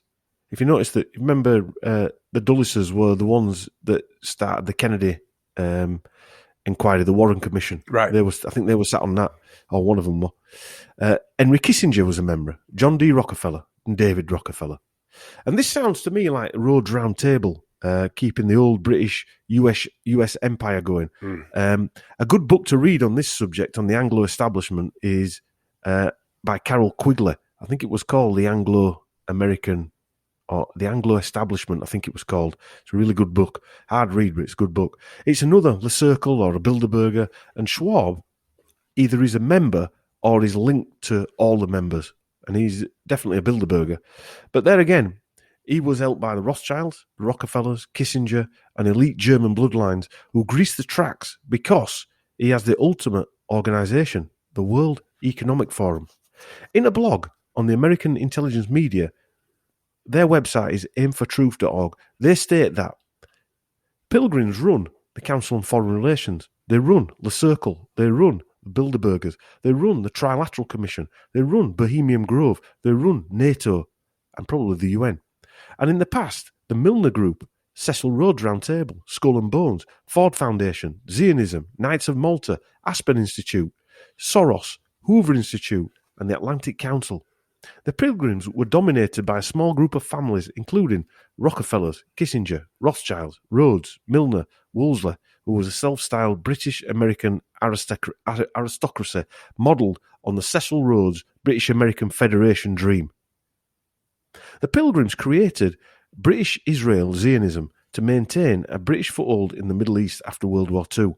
The Pilgrims promote eugenics as a religion. No, I think we can see that. This is the world's most dangerous enemy, and they should be named as a terrorist organisation in all freedom-loving countries. They fund terrorism, war, and internal strife. They own the media and the publishing houses, and spew fake news, revisionist history, and propaganda. They are the enemy of the people. They didn't hold back there, did they? The old aimfortruth.org. It looks like they've taken over the world at the minute, doesn't it? Yeah. In a 5-minute video, and I'll put it on Sheep Farm Studios YouTube, a lady called Arlene Johnson talks about her views and her extensive research on the Pilgrim Society and the things they get up to. Yeah, it's an interesting watch. It's only on for 5 minutes. She says, though, I'll quote her, "The club is secret. It might be one of those open secrets, but it's secret nonetheless. If it wasn't, we would have read about it in the history books. We would know all the details of the meetings, and we would have the membership lists in the public domain. It is possible to find quite a bit of information in regular newspaper archives, but you really have to look for it. It takes forever to piece the story together. The Pilgrim Society aim is the one world government." Well, that's where we're heading right now, isn't it? Yes. I'd say we're more or less there, to be honest with you, apart from it's not advertised as one world government. Well, you need to announce it fully, where it's a one world army, one leader, etc. Yeah. One currency.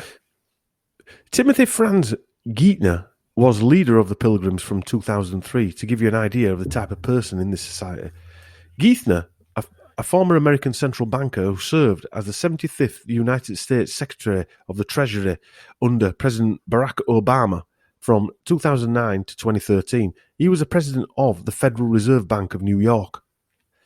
As president of the New York Fed and Secretary of the Treasury, Geithner had a key role in the government efforts to recover from the financial crisis, or cause it, of 2007 to 2008 and the Great Recession.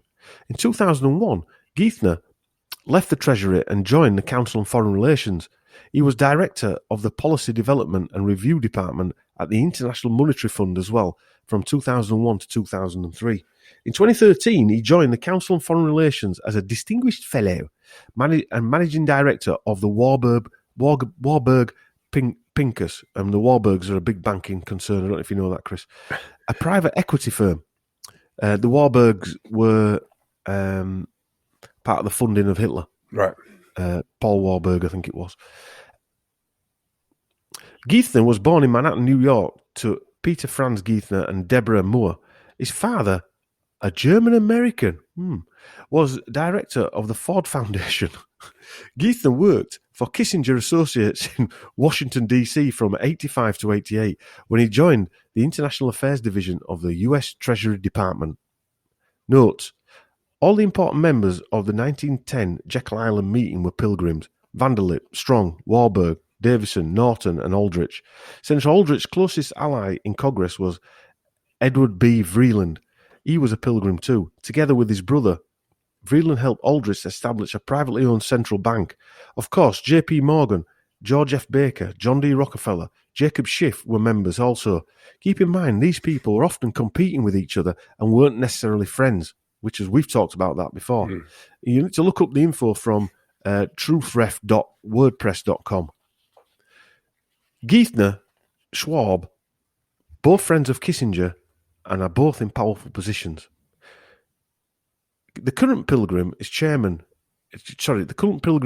is Lord Malloch Brown, a British diplomat and communications consultant, journalist, and former politician who has served as president of Open Society Foundation since 2021. In 1994, Malloch Brown joined the World Bank, no surprise there, as vice president for external affairs. I'm sure SS had a thing called that.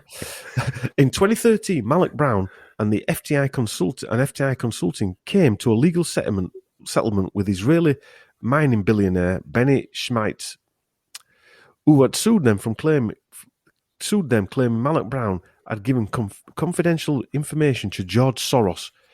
He is a close friend of the billionaire speculator George Soros, the most distinguished Order of St. Michael and St. George, exactly the same as Klaus Schwab's knighthood, with the double Maltese cross. So that's Malloch Brown. And these are the people. What we are seeing is the upper part of the Masonic triangle, aren't we? Yeah. Yeah? Knights of Malta there, yeah. The Maltese cross. I think we talked about it before. Nazis had it. It's on Queen Elizabeth's robes as well, isn't it? Yeah. And the Knights of Malta, although the Pilgrims are the upper echelons of it, the Knights of Malta cross over into other areas. The Sovereign Military Order of Malta, officially the Sovereign Military Hospitalier Order of St. John of Jerusalem, of Rhodes, and of Malta, commonly known as the Order of Malta, or the Malta Order or Knights of Malta, is a Catholic lay religious order, traditionally of military, chivalric, and noble nature. Though it possesses no territory, the order is a sovereign entity of international law and maintains diplomatic relations with many countries. How does that work then? Why is it Malta as well, Don? Is it? I know Malta's a military stronghold, and everyone wants that because. Does it go back to Templars? I don't know, to be honest with you. I mean, I know that it's always been a military base, hasn't it? Because it's just below, next to Sicily, isn't it? So you're going on your way into Rome, into Italy.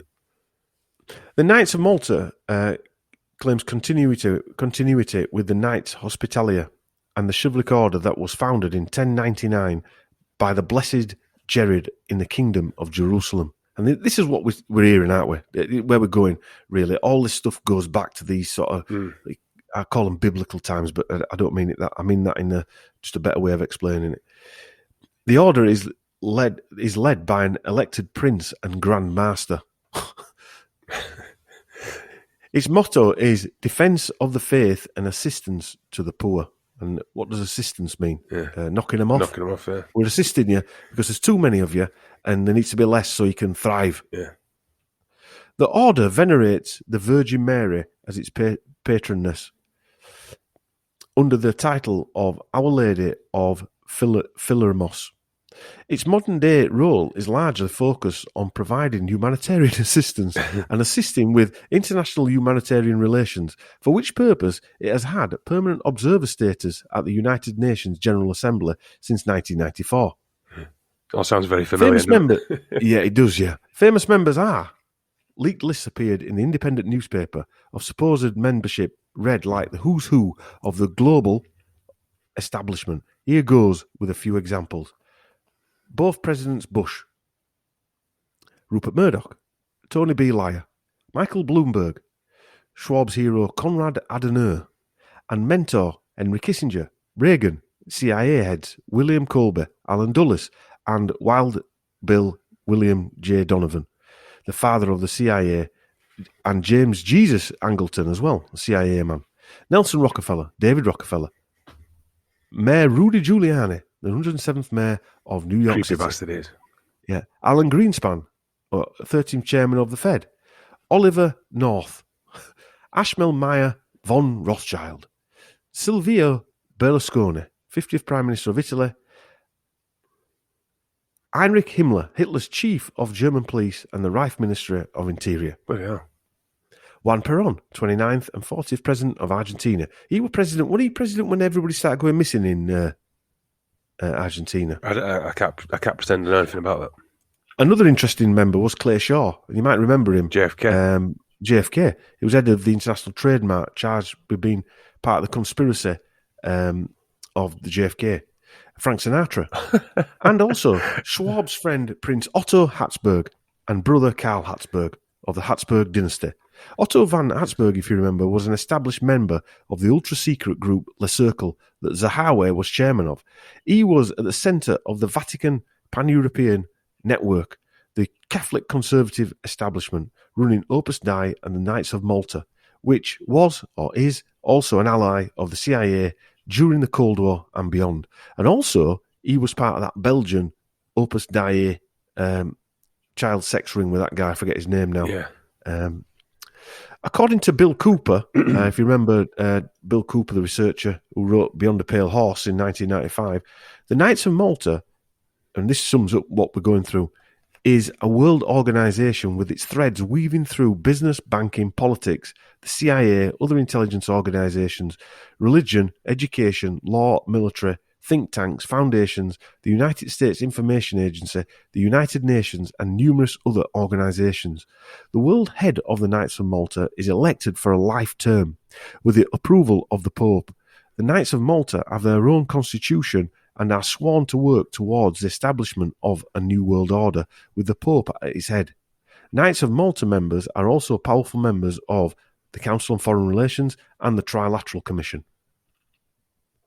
Additional info: in spite of an open antagonism between Catholicism and Freemasonry, many of the Knights of Malta are reported to be Freemasons. The supreme head of the order is the Prince and Grand Master, which should give sort of like the name. Sounds away. like KKK as well, doesn't it? It does, yeah. Who is elected for life by the Council Complete of State, holds the precedence of a cardinal of the Church since. Sorry, he's got to hold the precedence of a cardinal of the Church, and since 1630, that's since 1630, and received the rank of Prince of the Holy Roman Empire in 1607. And if you think back to the Schwab thing, the links to the Holy Roman Empire, where he came from in Swabia, yeah, you're starting to see. It was interesting that bit. Frank Sinatra. It just makes you realise they've got more influence, or are used for more influence. Well, do you know what? Right, there were more people on that list. I could have gone on and on and on. There were literally like hundreds on that list. I picked out a few. I mean, Heinrich Himmler were another one. Yeah. You know, these people are part of, as we know, well, even the bigger that in itself, conspiracy. that in itself, just proves a conspiracy. Yeah. The strange thing is that this is a Catholic sect, well, a Jesuit sect, run from the Vatican, but some of these people are of different like religions, like Jewish as well. Some are part of the setting up of Israel after the Balfour Declaration that signed Palestine over to the Rothschilds. The question must be asked, does the Vatican run Israel? I think it does.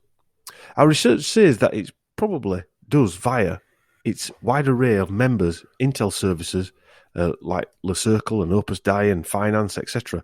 The Zionists, remember, stood by when the Nazis were killing their own people, and even funded Hitler into power and continued right up and near to the end of World War II. Yeah, but like we were saying earlier, for these people, I genuinely believe that, first of all, there's no countries, there's no religion, there's no left and right leaning. That's just for us fucking idiots to argue. Yeah, exactly. Argue the toss over. Yeah. There's clearly no. They don't care what religion you are. That's for us. Do you know what this reminds me of? It's like the argument. Right, there's too many rabbits. Right, let's cull them. Yeah. Right, there's too many badgers. Let's cull them. And that's all we are, aren't we? Yeah. And badgers are arguing that we're better than rabbits. But you understand where I'm coming from? Yeah. I mean, he just, like I probably said before, I were under a suspicion, or I thought for years, there's no countries. And this thing, that nonsense that's going on now, just for me, just solidified it and proved it 100%. Yeah, 100%. And this stuff you're going through now even proves it even more, to be honest. Yeah, there's not only no countries, there's no religions, there's no political leanings. No, that's for us to squabble and whinge about. I think you said it at the beginning when we're going through the German stuff, that we're now getting into European, and it's bigger than you could ever imagine. The European bloodlines, the links to this black nobility, the pan-European elites, the British elites. Yeah. It runs. They're intermarried for generations, aren't they? Yeah. You know, like that. What was she called in the Neuenschwaben Atlantic? The Queen of Norway. Yeah. She was part of the British Empire. Yeah. You know, it's just all encompassing, isn't it? I mean, I don't think we'll ever. You will probably never be able to work out where the web lines go, if you like, but it's clearly a massive web, isn't it? Yes.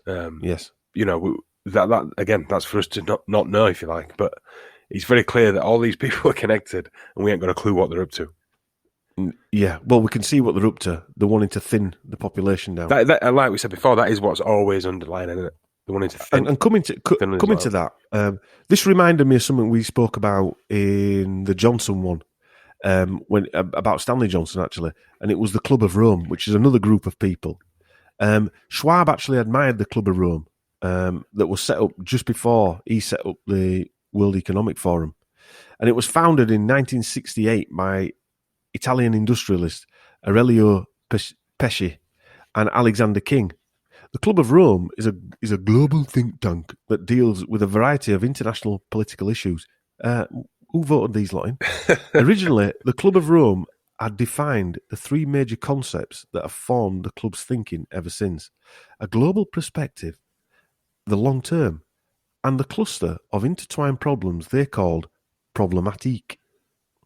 The Club of Rome 1942 book entitled The Limits to Growth focused on global overpopulation. There seems to be a theme running through here. Warning that if the world's consumption patterns and population growth continued at the same high rates of the time, the Earth would strike its limits within a century.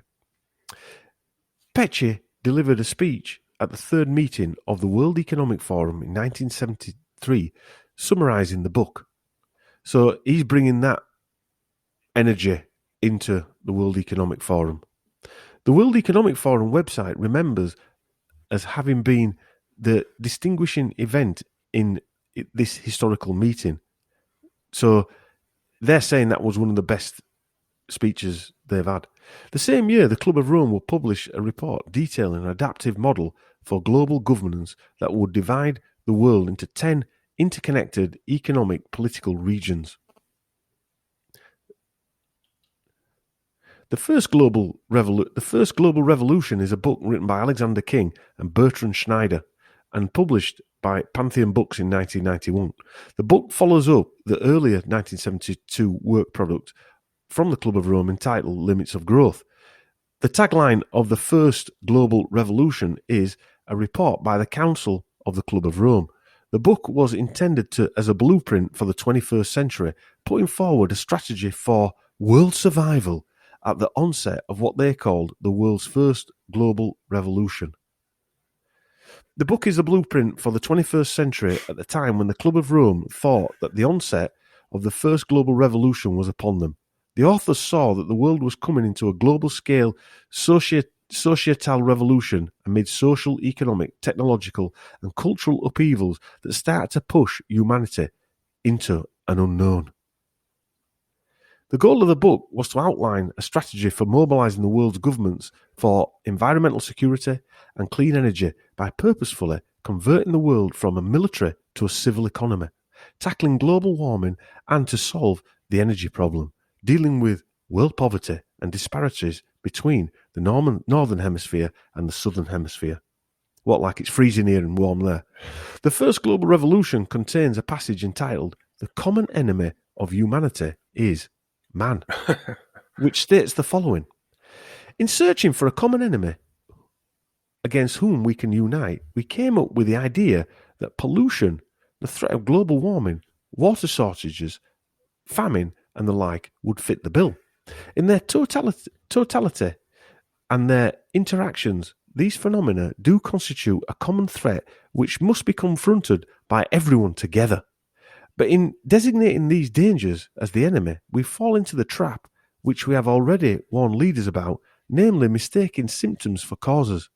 All these dangers are caused by human intervention in natural processes, and it is only through changed attitudes and behaviour that they can be overcome. The real enemy, then, is humanity itself. Fuck me. I mean, if that's not satanic and Luciferian, I don't know what is, do you? I mean, well, if the Club of Rome name isn't Luciferian and satanic, I don't know what is. But that statement there is... I mean, out of all the eugenic stuff we've read out, that's pretty hardcore, isn't it? I mean, yeah. And look at now. I mean, I always think back to it when they brought AIDS out. I say brought it out. Yeah. Invented it. Yeah. But you had to be scared of another human's blood. I remember I was at school as a kid, terrified, and they said if anyone cut themselves, let's call a nurse. They had to put some tape round it, and someone had to come and clean it up with with gloves on and whatever. Then you look at now, they've gone from blood, which terrified me, and I can't imagine now that you're going to be terrified of another human's breath or just going near them. Just going in a vicinity. These people are psychopaths, and they're anti-human. Everything is anti-human. Everything is anti-human. So that I can only tell you that they mustn't be human at some level. Yeah, the goal of the book was really revelation of method, wasn't it? Yeah. They were telling us basically today what we're witnessing, and it's been carried out upon a population of the world. Well, it was going on right up to now, but now it's just gone. It's just gone crazy, hasn't it? But the DIVC Jib Jab program is basically a human extermination program, a sterilization program, and a lobotomization program, all three rolled into one. Yeah. With long-term illness chucked in for good measure. I mean, I can't even imagine, Don, where it's going to go. I mean, I don't want to talk about that. We don't want to talk about this, but yeah, because we're into this. Yeah, but leave that for mint sauce. But I was just going to say, where's it going to go after number 3? That's what I was going to say. Yeah, deep. I mean, it's just done to reduce the plebs, isn't it? I mean, I said to somebody the other day, if you're walking across a field, how many times do you stop and think how many insects you've stood on? Yeah, and killed. You don't. And that's what these people think of us. Well, I don't even know if it's that. I mean, but would you put a lot of insects in a petri dish and just crush them for pleasure? Well, some people would. I mean, how many of these? When I was buying my murder case books in 1980s, and some of the things that were in there were such and such pulled wings and legs off spiders and flies and stuff. I pulled some and tortured cats. And I stuff pulled like some that. spiders' legs off. To be fair, and I'm not. I've got to. But also, I know what you mean. We've got to bring up the David McGowan thing. Do serial killers even exist as we know them? You know what I mean? Yeah, not as we know it. Anyway, we're going down another road. Yeah. Save it for the sauce. At the 2014 World Economic Forum in Davos, former Vice President Al Gore, and Microsoft founder, I love that what Rise Above do, and Microsoft founder Bill Gates said at the World Economic Forum in Davos that contraception is a key in controlling the proliferation of unusual weather they say is endangering the world. So, just quickly, Dom, to mention Al Gore, he made that. What was that documentary he made? It was about the hockey stick, wasn't it? No, it was about the climate. Yeah, and he won Oscars for it and everything. But apparently, in bloody South America's supposed to be underwater by now. And Maldives. The Maldives. Everyone forgets everything. San Francisco. Nothing he said came true. I mean, nothing. Don't get me wrong. Not one thing. Your environmental nut jobs will say, "Yeah, but it's because we've now got disposable plastic bags, so we stopped it happening." Are you mental? Are you mental? Yeah, they are. They are. Yeah, we're being run in insanity. Yeah. So they actually said that contraception is key to controlling weather. This is the same type of mantra as the Club of Rome books, Limited Growth, and the First Global Revolution. I mean, what does that sound like? The First Global Revolution? It sounds like the nonsense that this Schwab's going on about, that we're all witnessing now, the Great Reset and the Build Back Better bollocks. Hang on a minute, Dom, sorry, did you say contraception's key in controlling the weather? Right. Bill Gates and Vice President Al Gore, former Vice President, said at the World Economic Forum in Davos that contraception is a key in controlling the proliferation of unusual weather they say is endangering the world. Yeah, just let that ring round your head for a while. Yeah. These people are mental, aren't they? They're actually mental. Psychos. Well, that's nearly as bad as saying that the reason, that the Taliban got in was because of global warming. Jesus. Honestly, sometimes you just... Yeah, I don't know. These people sit there with it. Well, it's like that nutter in Australia, isn't it? And, if you meet your friend in the street, don't say hello to him. If you listen to these people, you're nuts. I'm sorry. Yeah, I know you are. Anyway, we'll move on. Yeah, go on, sorry. We haven't mentioned the World Economic Forum, and I'm going to do a short piece on that. The reason I haven't gone to town on that is because we could be here all day, really. And I think there's been enough evidence. I think this now is racking up to over 3 hours worth of documentary as we stand now, or podcast as we stand now. And the World Economic Forum is going to be the last part of this. The World Economic Forum was set up by Schwab in 1970 with the help, permission and backing of Kissinger, which means the Rockefellers and the Rothschilds have their hands all over this as well, as do the Pilgrim Society, the Pan-European elites and the black nobilities. How else could an unknown get the funding and have the clout to invite so many movers and shakers from all over the world in every part of the power structure from day one? He couldn't, could he? Yeah. What I will say is that the corporations that are backing the WEF and this fourth industrial revolution agenda are all owned by these same nutters. This movement is a pseudo-Nazi, fascist, communistic, religious, satanic, Masonic, virtual world state, all rolled up into one sort of new meaning. Well put. And add up to more or less. Eh? Say well put. I like that. No. Yeah, well, the more or less all the major brands have been hooked on, that we've all been hooked into, and they've been very clever, Like I said before, Man United sponsor the World Economic Forum. I often thought, Dom, that the communism, fascism, all the isms, everything, we're all just testing to see what they could use best at this point in time. Oh yeah, I agree. We've spoke about this a lot. Yeah. They were test grounds, weren't they? Yeah. And not just the main communism and fascism, like little splinters off, Italy or Spain. Off and stuff. Yeah. Well, then you've got Pol Pot. Then you've got the Argentinian thing. Then you've got all the other little spin-offs like Cuba and Mussolini, things like that. All these things tested and tried, and then because anybody who thinks that America couldn't have gone into Cuba whenever they felt like it, even though they've still got a base on Cuba, Guantanamo, and that was all the way through this nonsense where they weren't talking to each other. Anyway. So, and if not these companies, then they are owned by the massive hedge funds who manage trillions of dollars worth of stocks in all the companies that will be used to control us all. They are basically controlling everything we need to survive. And if not the billionaire philanthropists who the masses worship, we've spoke about this, or the sports people, or the plastic celebs that they get up there to talk about this nonsense, they're there just to brainwash the masses and hook them on these brands. The World Economic Forum is funded by these corporate entities who promise us fantastic lives if we just buy their products.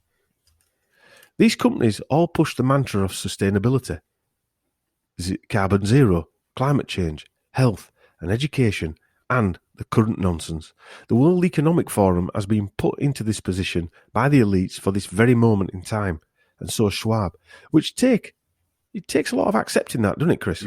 That they had the forethought to plan this operation decades ago.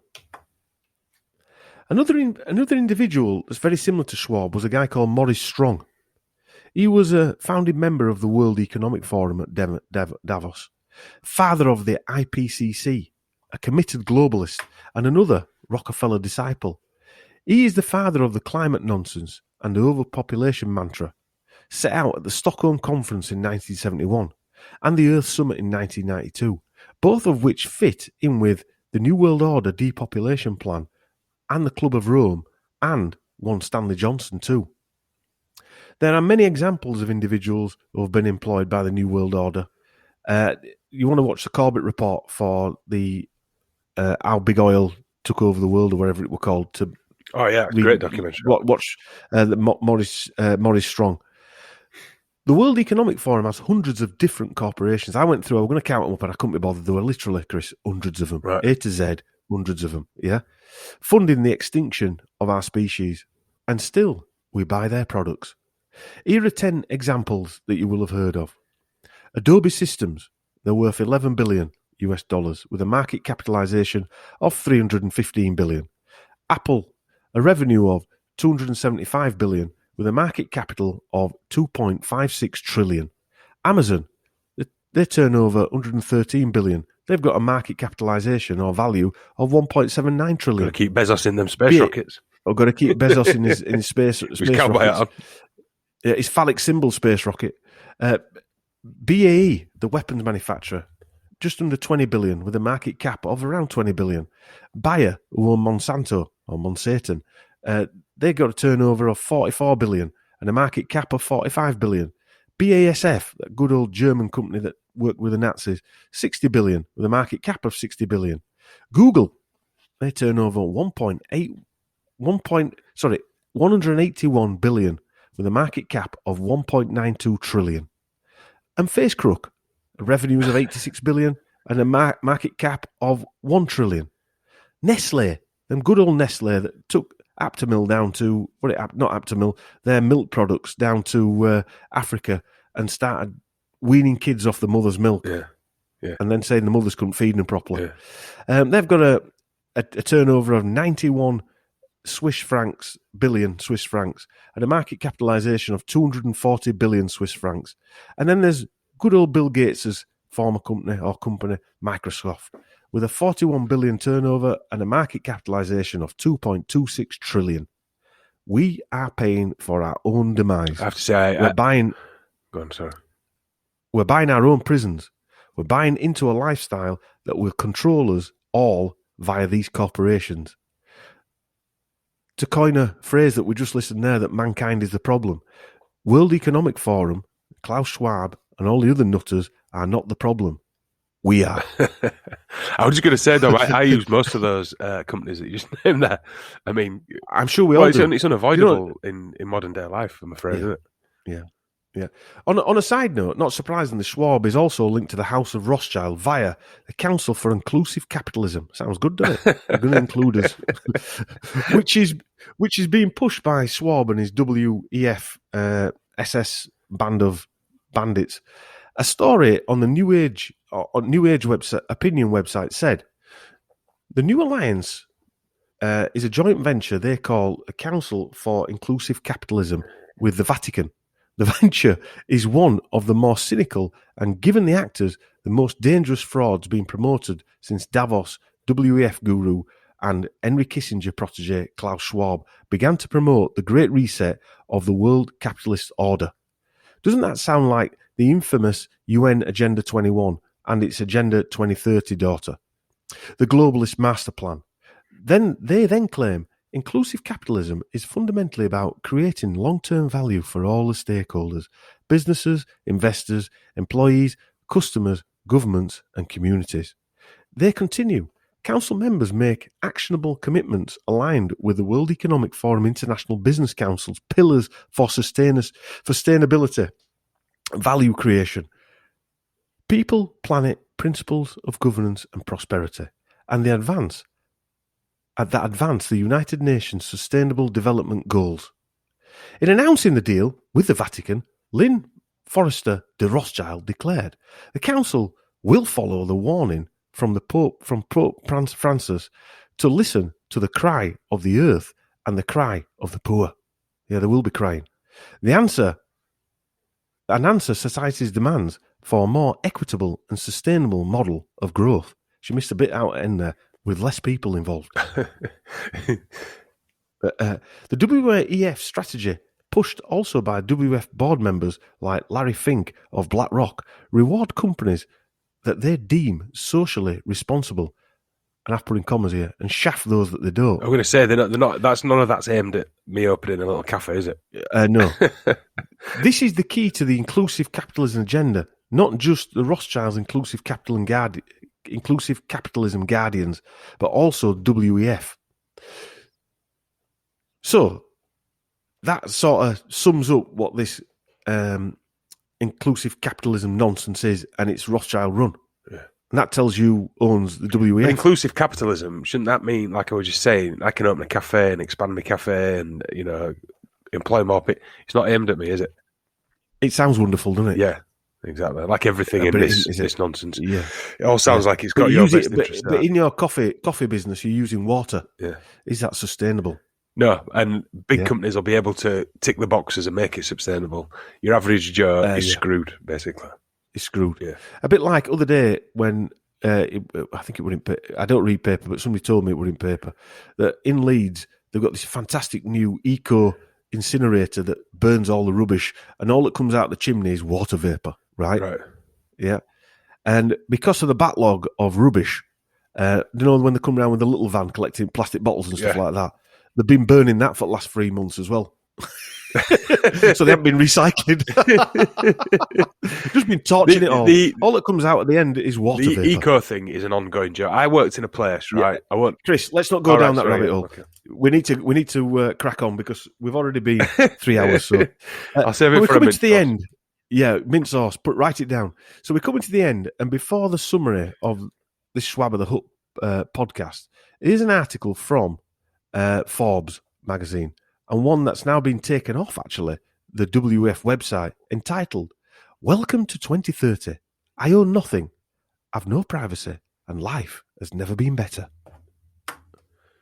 And it's written by WEF promoter Ida Auken, spelled Auken, in 2016. This is an edited-down version. Welcome to the year 2030. Welcome to my city. Or should I say, our city. I don't own anything. I don't own a car. I don't own a house. I don't own any appliances or any clothes. It might seem odd to you, but it makes perfect sense to us in this city. Everything you considered a product has now become a service.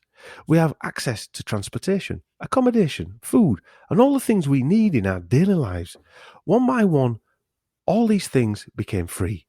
So it ended up not making sense for us to own much. First, communication became digitized and free to everyone. Then, when clean energy became free, things started to move quickly. Transportation dropped dramatically in price. It made no sense for us to own cars anymore because we could all call a driverless vehicle or a flying car for longer journeys within minutes. In our city, we don't pay any rent because someone else is using our free space whenever we don't need it. My living room is used for business meetings when I'm not there. Once in a while, I will choose to cook for myself. It's easy. The necessary kitchen equipment is delivered to my door within minutes. Since transport became free, we stopped having all those things shoved into our home. When products are turned into services, no one has an interest in things with a short lifespan. Everything is designed for durability, repairability, and recyclability. For a while, everything was turned into entertainment, and people did not want to bother themselves with difficult issues. It was only at the last minute that we found out how to use all these new technologies for better purposes than just killing time. No, they were killing you. My biggest concern is that all the people who do not live in our city, those we lost along the way, those who decided that it become too much, all this technology, those who felt obsolete and useless when robots and AI took over big parts of our jobs, those who got upset with the political system and turned against it, they live, interesting words, different kind of lives outside the city. Some have formed little self-supplying communities. Others just stayed in the empty and abandoned houses in small 19th century villages. Once in a while, I get annoyed about the fact that I have no real privacy, nowhere I can go and not be registered. I know that someone, somewhere, everything I do, think and dream about is recorded. I just hope that nobody will use it against me. This blog, as I said, was written ahead of the World Economic Forum annual meeting of the Global Future Councils. Ida Auken is a young global leader and member of the Global Future Council on Cities and Urbanization of the World Economic Forum. Hang on a minute, I'm a bit confused here. Is she working for the World Economic Forum then? She's working for the World Economic Forum, and she wrote this story, which went on for a lot longer than this. And she was basically writing about the dream and about the worries and concerns about that dream as well. Yeah? Yeah. Well, I'm going to live in one of those 19th century houses that are outside the city that she's talking about. Thank you very much. Yeah, and so do I. The issue is not that a new system is better or worse, but that we have not been asked. But most are consenting. This is the future, 24/7 tracking. Well, thoughts, Chris? Well, it's quite obvious that if you want to live in that city, I mean, some of it sounds nice, doesn't it? But if you want to live in that city world, you'd have to be up for any medical procedures that they're going to offer you. Yes, and those butterflies, robo-butterflies and robo-dogs and all that type of nonsense. Yeah, drones. Well, do you know what? On a weird way, fight, you're entering the Matrix there, aren't you? You're in the in that world. You're in the Matrix, and when she describes the people living outside, who don't want anything to do with it. They're the ones that aren't in the Matrix. So life will probably be a little bit tougher. But well, is that the broken civilization? Yeah. Breakaway civilization. It's some kind of apartheid, I suppose. Yeah. Hey, do you know what? It sounds like Hunger Games to me. Yeah, Hunger Games, yeah. So what's your thoughts on the whole presentation, Chris, before I just end that? Because we've come to the end there. I thought it was a bit shit. They wanted enough information.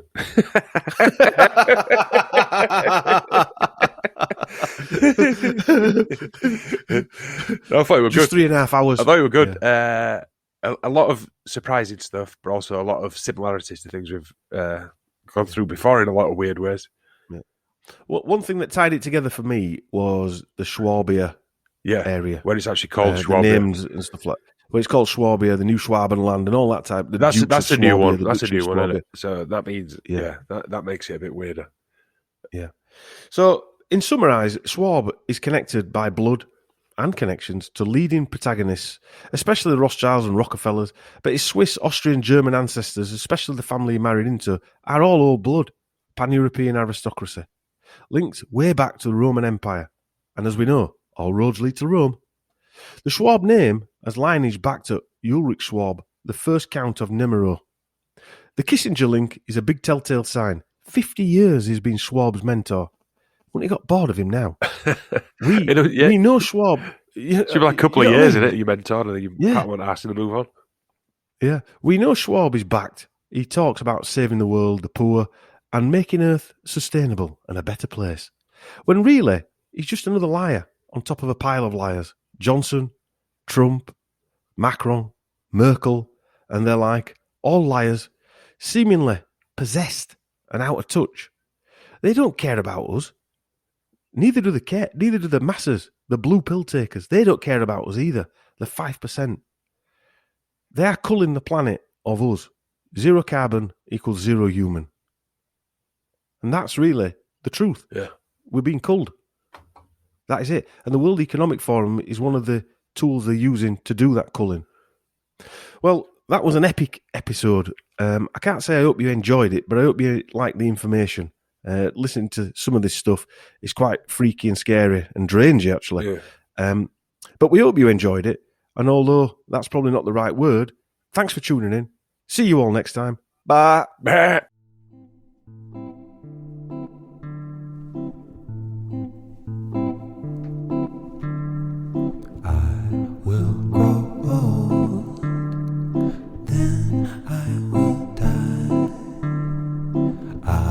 Be